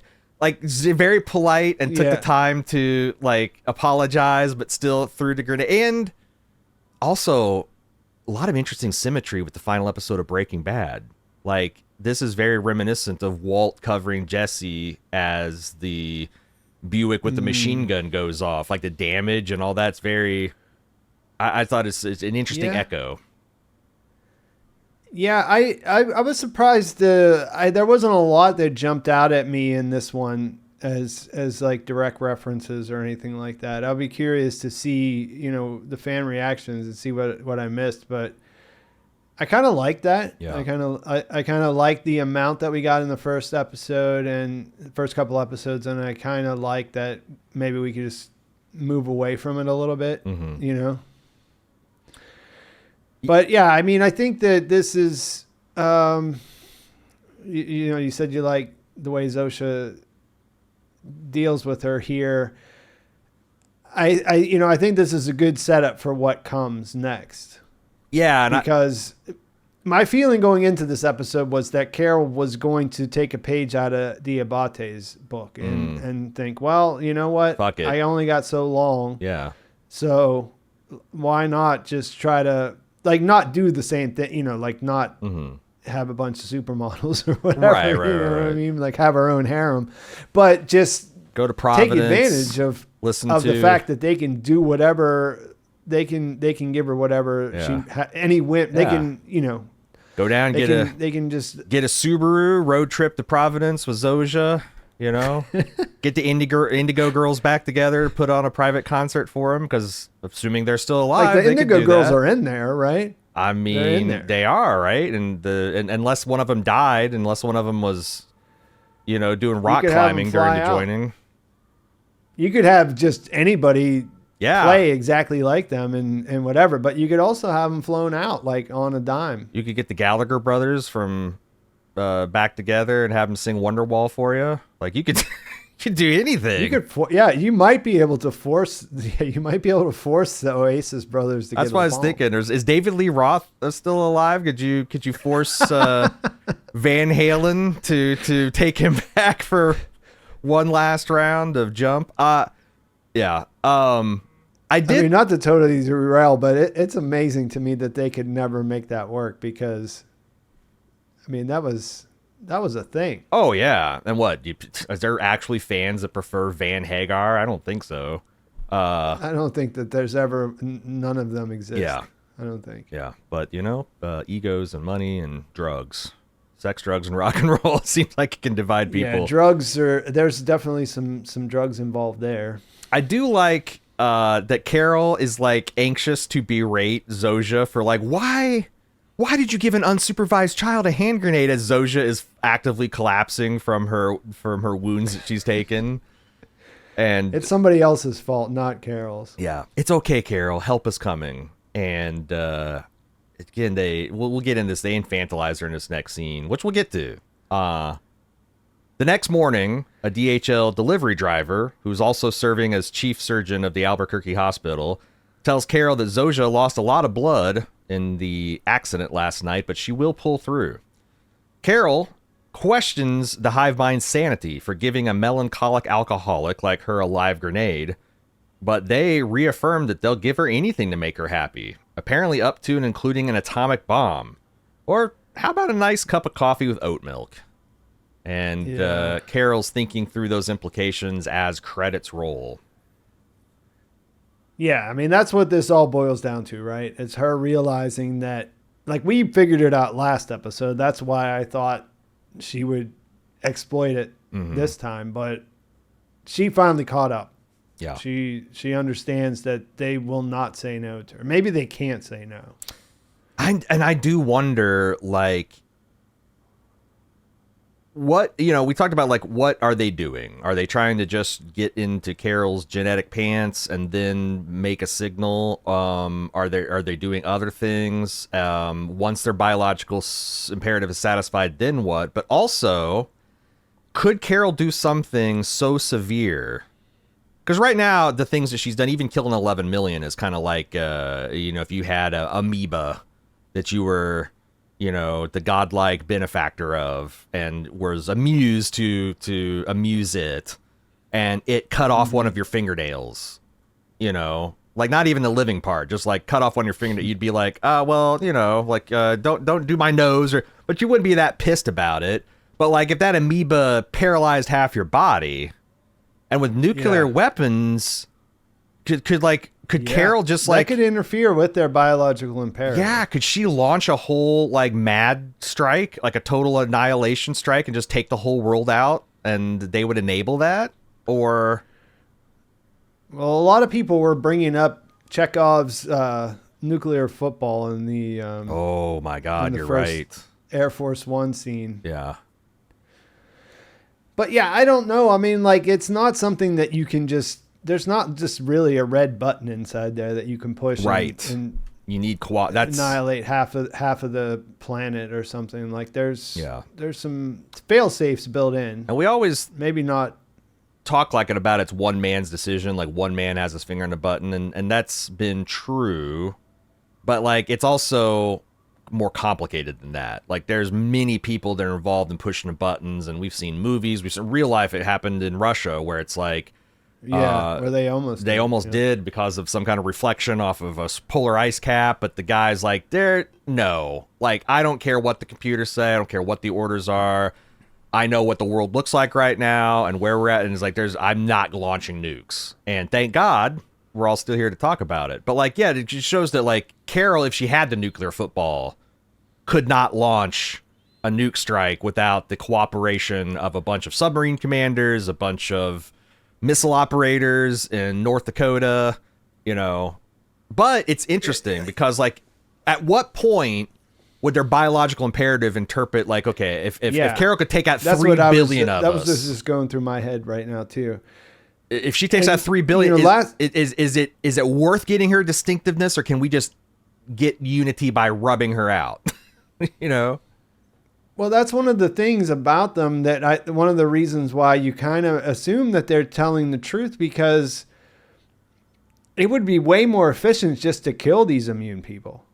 Yeah, for sure. But they don't want... It would just... I mean, they've already killed millions. Yeah. Like, they already did some calculus and thought, well, we're either going to get stopped, or we're going to spread. So we're going to choose spreading. That's going to cause problems. People are in airplanes right now. Yes. Like, we're going to go up in our airplanes and we're going to, crop dust the world.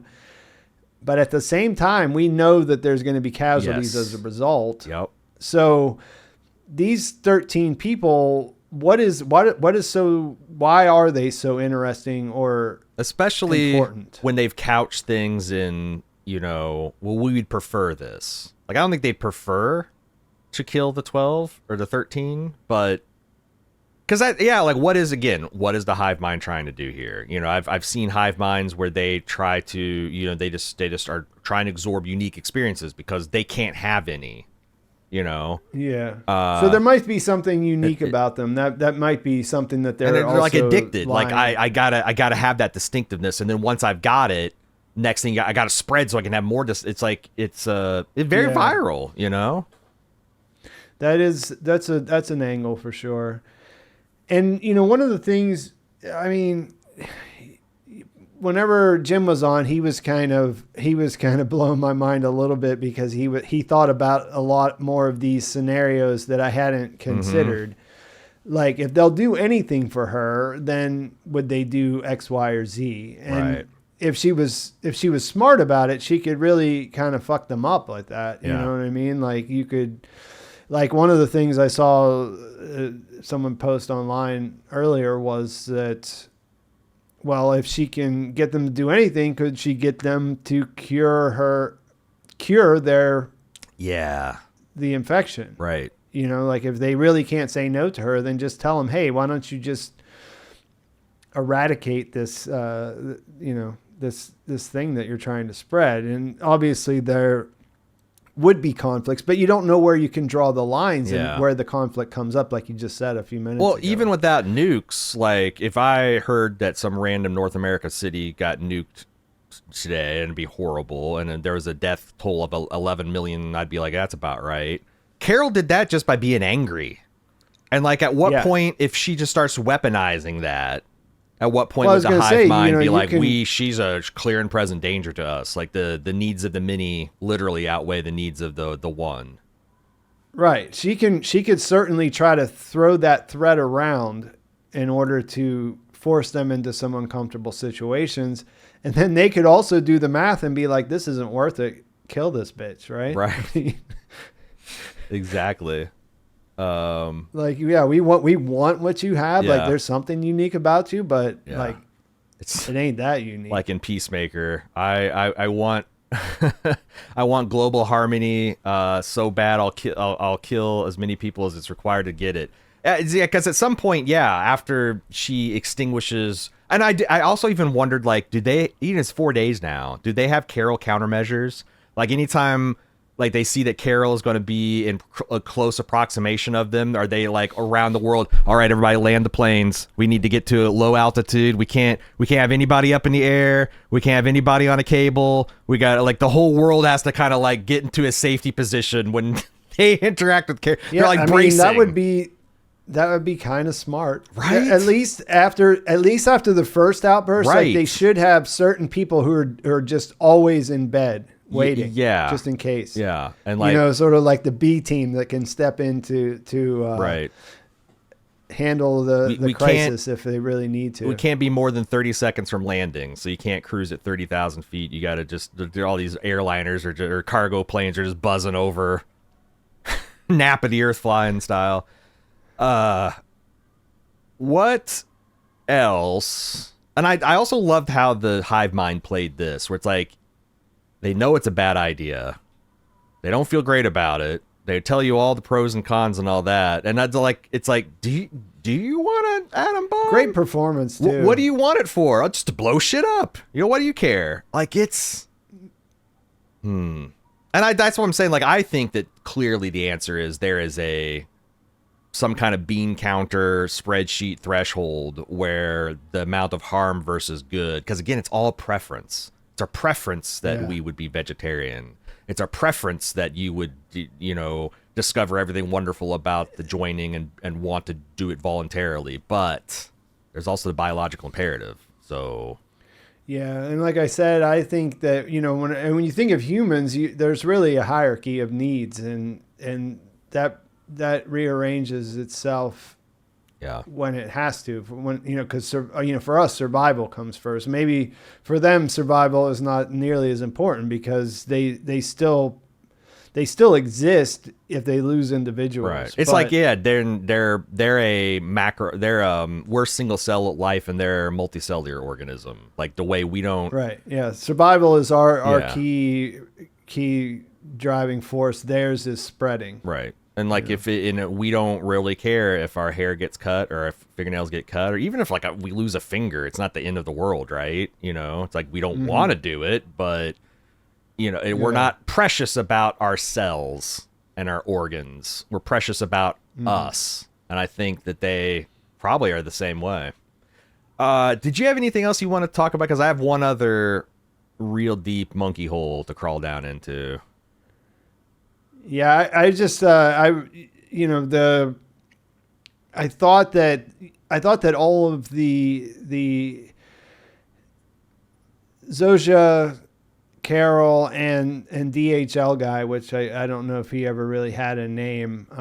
I thought they all did a fantastic job of like showing just through nonverbal stuff, just sort of showing the different mental gymnastics everybody's having to engage with. And the hive mind's also to me, after 3 episodes, is starting to become a very consistent character. They have a certain way they talk, a certain amount of like what I would call artificial cheer, the whole toot suite. Let us know if there's anything you don't want, Carol. We'll get it to you. Toot suite. It's this folksy, the expression. And it's funny to see like multiple people essentially playing the same character. Yeah, and they, with him, I thought it was a great way to illustrate, like he's dressed like DHL. He's, a delivery guy, but he's clearly talking to her as a surgeon, experienced surgeon, doctor. Yeah. With good bedside manner, and, like I said, it'll probably get old eventually, but it hasn't yet. Like I still really like the different possibilities that gives them, and then they have good people to play those parts, and it's a lot of fun. All right, you ready for this last? I'm ready for the hole? crazy monkey rabbit hole. So this is all based on a vodka label. That's one of the things I like to do on these shows, especially if I'm don't have a lot of time to read. It's like, okay, that I noticed this vodka label. It's called Agurissi. Which I found out is a glacial lake in Switzerland. And that makes a lot of sense, right? If you're a high-end vodka and you're marketing, being associated with Glacier Lake, what do you think of what do you think when I say Glacier Lake, Pete? Something that's nice and clean, and I want that. Yeah, pure, clear. It's cold. Yeah. Like that's everything you want a vodka to be. And that's on one level, but also like I was like, okay, so I looked it up and I'm like, but then I noticed that there was a battle. Like, Wikipedia, when you look up a place, it's like, oh, this is the town and it has so many people. And then usually, you look up a small hometown and they're just like a paragraph. And that's how this one was. But then there was also a whole section called Battle of something or other. And I'm like, this is interesting. So this was the site of a big battle in that kind of cemented Switzerland's independence from the broader German empire that was starting to form in the 13th century. And they beat the Austrians, the German Austrians outnumbered them 3-1. They had more knights and better armor and more experience. And the reason the Swiss won is because they had recently, just a decade or two before, invented the halberd, which, if you don't know, is like a spear-axe fusion with it's got a hook and an axe and a point, and it's got a long haft. And this allowed, this technological innovation as a force multiplier, and allowed guys who were just, essentially footmen to compete with a knight. They could pull them off their horses. They had they could had range as long as their lances, and I'm like, is this a hint that there's going to be some kind of technological thing that Carol's going to come across that's going to allow her to beat these overwhelming odds? And the fact that she's the poor peasant farmer in this situation, right? She's not a doctor, she's not a scientist, she's not a geneticist. No one she does. So it's like she's the poor, ignorant, outnumbered person. Yeah, I mean, this is not as crazy down a rabbit hole as I thought. I mean, that's good. Something's got to happen. There has to be something. But that like makes you feel that like mano a mano. She has no chance. No. It's one person versus all of them, and the collective thoughts and memories and skills. I mean, not to mention the military hardware. Last episode they had a Reaper drone 40,000 feet in the air watching her every move. You know what I mean? Like she's got to look for a loophole, right? She's got to look for a catch or whatever. So this glacial lake town was the site of this major battle. I'm like, oh, this is Vince shadowing that there's an advantage for her. But then, because there's like credit was given basically because of the innovation of the halberd, and I'm gonna have the links to Wikipedia articles if you guys want to check this stuff out because it's super interesting.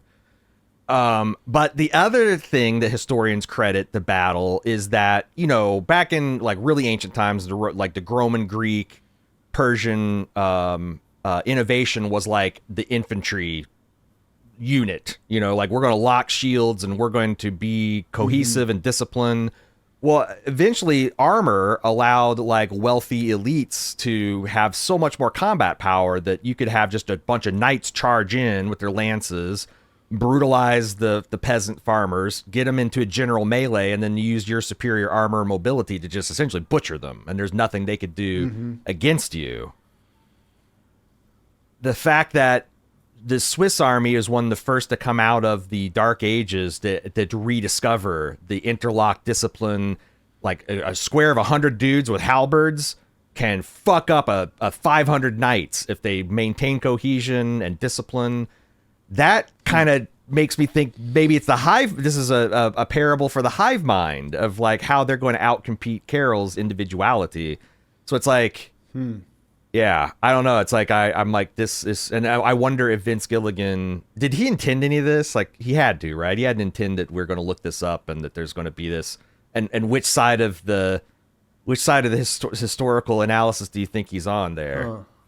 I don't know. Yeah, I'm not sure about that specific product placement, but I mean, there is.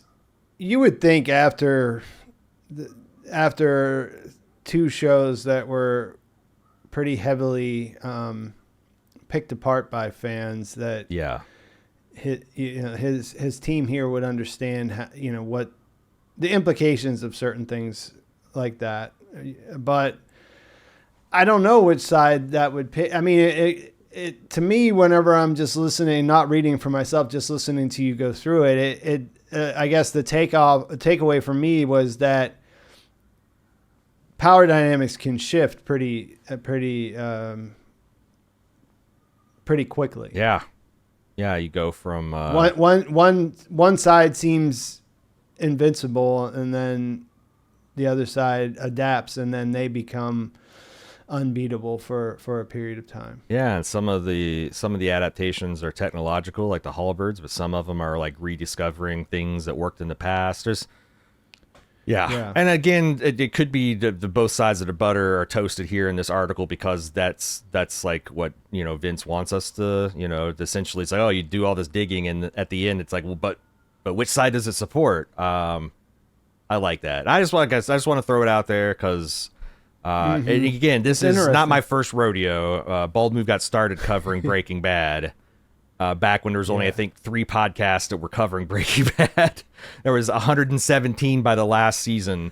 But like, yeah, like that. I've been, and a lot of times you do get rewards when you start poking around the margins of a Vince Gilligan work. Let's just say that.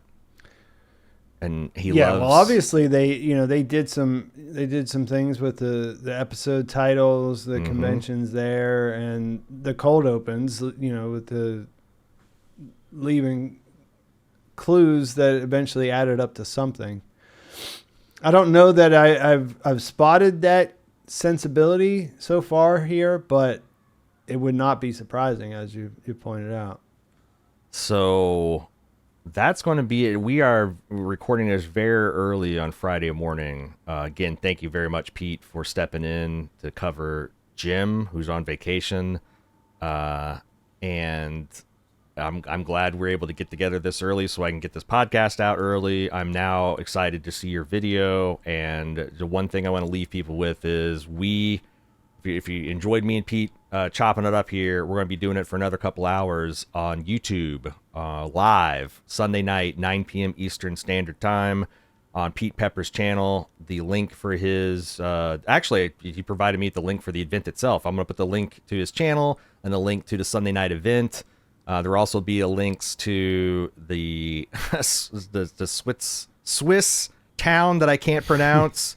And the battle and halberds and stuff like that in the show notes if you're interested in checking that stuff out. Pete, they got good knives, huh? The Swiss Army. They do. Very, very adaptable. Very distinct and individual.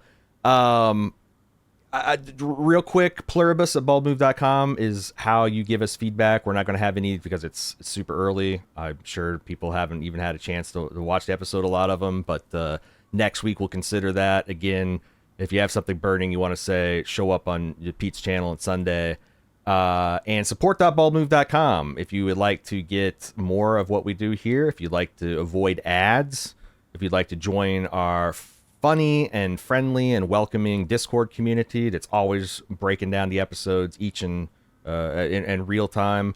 Go to support.baldmove.com. Actually, you can join the Discord for free. It's a dirty little secret, discord.baldmove.com.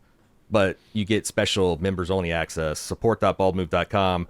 Pete, I'm going to let you have the last word. Tell them about Pete Peppers, what you do, where to find you, and all the links will be in the show notes.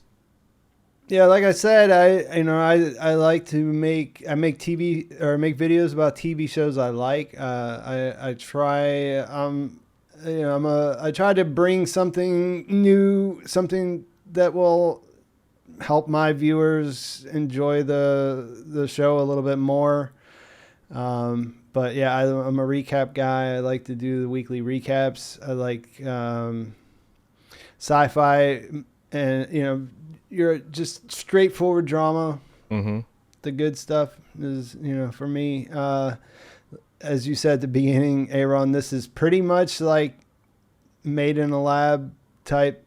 So like if you like Pluribus, you'll probably like some of the other stuff that I cover, because this is kind of got a lot of the DNA in it. And yeah. I'm jealous, Pete, I because appreciate you having me on. I'm always down to come and step in. It's a little difficult because you and I was a Bald Move listener before I ever had you guys on or you guys had me on, and I know it's a little bit jarring for your listeners because you guys have been doing this for 15 years, so you got a while, yeah, you got some things that people expect, some chemistry that just exists, but thanks for having me on. I always enjoy coming on and talking with you, and I'm down to do it anytime you need me to. Oh, I appreciate it, Pete. And again, he's if you didn't know, Pete lives in Vietnam, and he's literally halfway around the world. If it's 8 o'clock here, it's 8 p.m. there.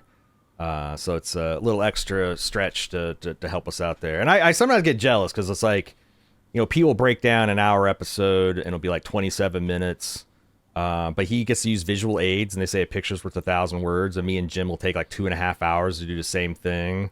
But writing those scripts must be a lot. It must take you, because guys, we record in real time. Like there's very little edits. Like Max will probably have to take out, 45 seconds of the 2 hours that we've had to record here so far. But you're not so lucky with the visuals. That must take, how long does it take you? I'm curious. How long does it take you on average? I know just from probably easier. How long does it take you from getting the footage of an episode, whether you have screeners or if it's live? How long does it take you to go from that to a finished video?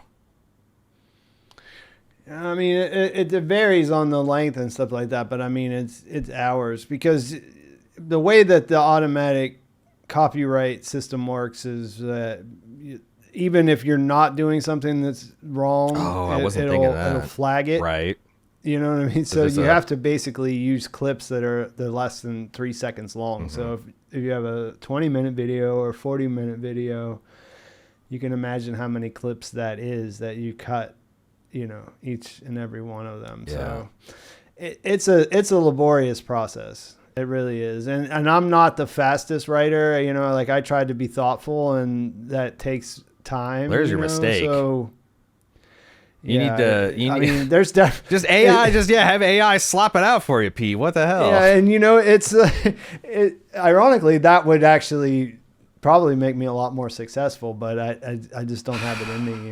It's like, I do what I do because it's what I would want to see if I could, if I was if the situation was flipped around. So it's not for everyone, but people seem to like it, and I like making it. So we'll just keep things the way they are. But yeah, it is like sometimes I also feel jealous of you guys because you get to just talk and sort of sort it out in real time. Uh-huh. You don't have to be right. Like a lot of times whenever I'm trying to script something out, like I want to feel like 100% like I'm not, like I'm not misleading and we're making a mistake. So right, yeah, it's strengths and weaknesses to both approaches. But you've been a good friend to the show, Pete. We for years have been known each other, and like a lot of times even when we're out collaborating, we'll have our chat going back and forth about what you think of this episode, what you think of that's because again, especially if we got screeners, like it's a unique experience to be the only one Like, I know a lot of people, that's why they listen to podcasts, right? It's the only person that they know. They don't have a friend that's into it. Yeah. But like, when you're doing the podcast and you're the only person that you know that has seen this show, it is like kind of a high wire act, you know? Did I get everything right? Did I make the right interpretations? Are my sensibilities relatable? Yeah, you figure if you make a mistake or just let something stupid slide, like 100,000 people are gonna see it, and yeah, you know, and unsubscribe I en masse. And next week I'll be homeless, and we'll assume that that's not going to happen. We'll be joining Pete again. I think every Sunday you're doing this, and I don't know if we'll be on every show. Yeah, I'll be doing it all the way through through the season. Got a different rotating cast. I think pretty much for every week, either you or Jim will probably show up. But got popcorn for dinner. I heard is joining. One of the hosts from their network is going to be joining us this Sunday. That'll be fun. Yes. 3 podcasters for the price of 2. Can't beat it. Sunday, 9 p.m. at Pete Pepper's channel. Check the show notes for links to that. Pete Peppers, again, thanks very much for coming on and helping me with this grenade we're tossing around. Pluribus at baldmove.com is how you give us feedback. Support.baldmove.com is how you help keeping us making more podcasts and get some nice things for yourself.